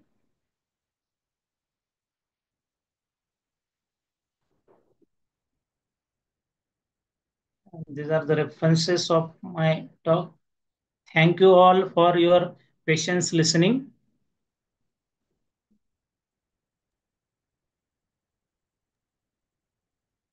Thank you, Dr. Pirke sir. I explained the research importance of the research methodology, research discussion, extensive literature survey, different characteristics, steps as well as research continued, as well as difference between the research methodology and research processes steps, that is a formulation of the research problem, extensive literature, developing research hypothesis, research design. All kinds of the points are also included in your lectures, uh, fully to useful for the all research beginners as well as your students. Thank you, thank you. I request to I would like to invite Professor R.N. Girase sir to pay vote of thanks of this session. Over to Dr. R.N. Girase sir. Thank you, sir. Dr. Pramod Kirke, sir. I extend my deepest thanks to our resource person, Dr. Pramod P. Kirke, sir, for his insightful talk on research methodology, a step-by-step guide to the beginners. His expertise and knowledge have provided valuable insights to all the participants. Thank you, Sirji. Thank you. I over to Dr. R.D. Patil, sir. Thank you, Dr. Girase sir. Lastly, I conclude the validatory function. Good afternoon, ladies and gentlemen. We have reached the final segment of this enriching and insightful seminar. It has been a day full of learning, exchange of ideas, and the beginning of new research horizons in the field of zoology. We are truly privileged to have all of you here with us today. As we come to the closing moments of this seminar, it is only fitting that we take a moment to reflect on everything we have learned, the wonderful discussions we have had, and the incredible speakers and participants who have made this event memorable. At this juncture, it is my great pleasure to introduce the esteemed individuals who are present with us today to conclude this event. Professor Dr. H.S. Jadhav, Administrative Head, Dharma Sakshi Premchand Jadhav Education Campus, Chada, whose support and guidance have been invaluable throughout this seminar. Honorable Sanjay Rajput, Coordinator, SSPM Dhule, whose commitment of the academic excellence has played a key role bringing this seminar to life. Lastly, I to conclude as we come to end of this remarkable seminar, it is time to express our deepest gratitude to everyone who has contributed to making this event such a grand success. Please join in welcoming Dr. R.B. Marathi sir. I valued members of our organizing committee to deliver the vote of thanks on behalf of the entire team. Dr. R.B. Marathi sir. Over to Dr. R.B. Marathi sir. Thanks, sir. On behalf of organizing committee, I would like to express our deepest gratitude to all who contributed to the success of this one-day national level e-seminar on advancement in research methodology, exploring frontiers in geological studies, organized by IQAC and Department of Zoology, Vasantrao Naik Arts, Commerce and Science College, Shahada, District Nandurbar, in collaboration with KBC NMU Jalgaon. Here, first and foremost, I would like to express sincere thanks to our esteemed patron, Honorable Bharat Jyoti Ashatai Sahib Jadhav, for her bless and wishes. I also express gratitude to our Honorable Advocate Sudhirji Jadhav, Chairman SSPMs, for their continuous supports and preparations. I express sincere thanks to our energy source and directing and support for every event and patron, Honorable Professor Dr. Bhaiya Sahib Sanjay Jadhav, Secretary SSPMs, Dhule. I am also grateful to our best wishers and micro observers, Honorable Sir Yarshatai Sahib Jadhav, Secretary, Sonawai Shikshan Prasarak Mandals, Dhule. I also express my sincere thanks to our distinguished guest, speaker who talk on the topic Advances in Research Methodology in Zoology, Dr. Manoj Kumar Chopra, is an associate professor in zoology and also vice chairman in zoology, KBCNM Jalgaon. I also express my sincere gratitude to our distinguished speaker who talk on the topic research methodology, step-by-step guide for beginners. Research person Dr. Pramod P. Firke, Associate Professor in Zoology, Ferguson College, Pune, and also vice member, Sandeep University, Nasik. I also express thanks to academicians and who have a great management skills and best wishes. Honorable Professor Dr. Himanshu Jadhav, Administrator Head, Karmasakshi Educational Campus, Sharda. I also express our thanks to mechanize all things carefully, Dr. B.D. Rathod, Principal Vasanthanaik Arts, Commerce and Science College, Sharda. Let us give applause and heartfelt appreciation to all those who contributed to making the event success. Dr. B.R. Bagul, Coordinator IPSC, Dr. SACC, who is a technocrats of all teams, and for sincere and careful handling of his techniques in the seminars. Dr. R.D. Kapil, Head of the Departments of Zoology, Professor R.M. Girase, teaching and non-teaching staff, students and participants.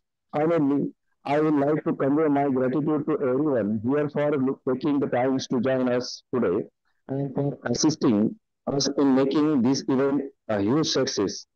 Thank you to everyone. Thank you once again. With our permission of chairpersons of these seminars, I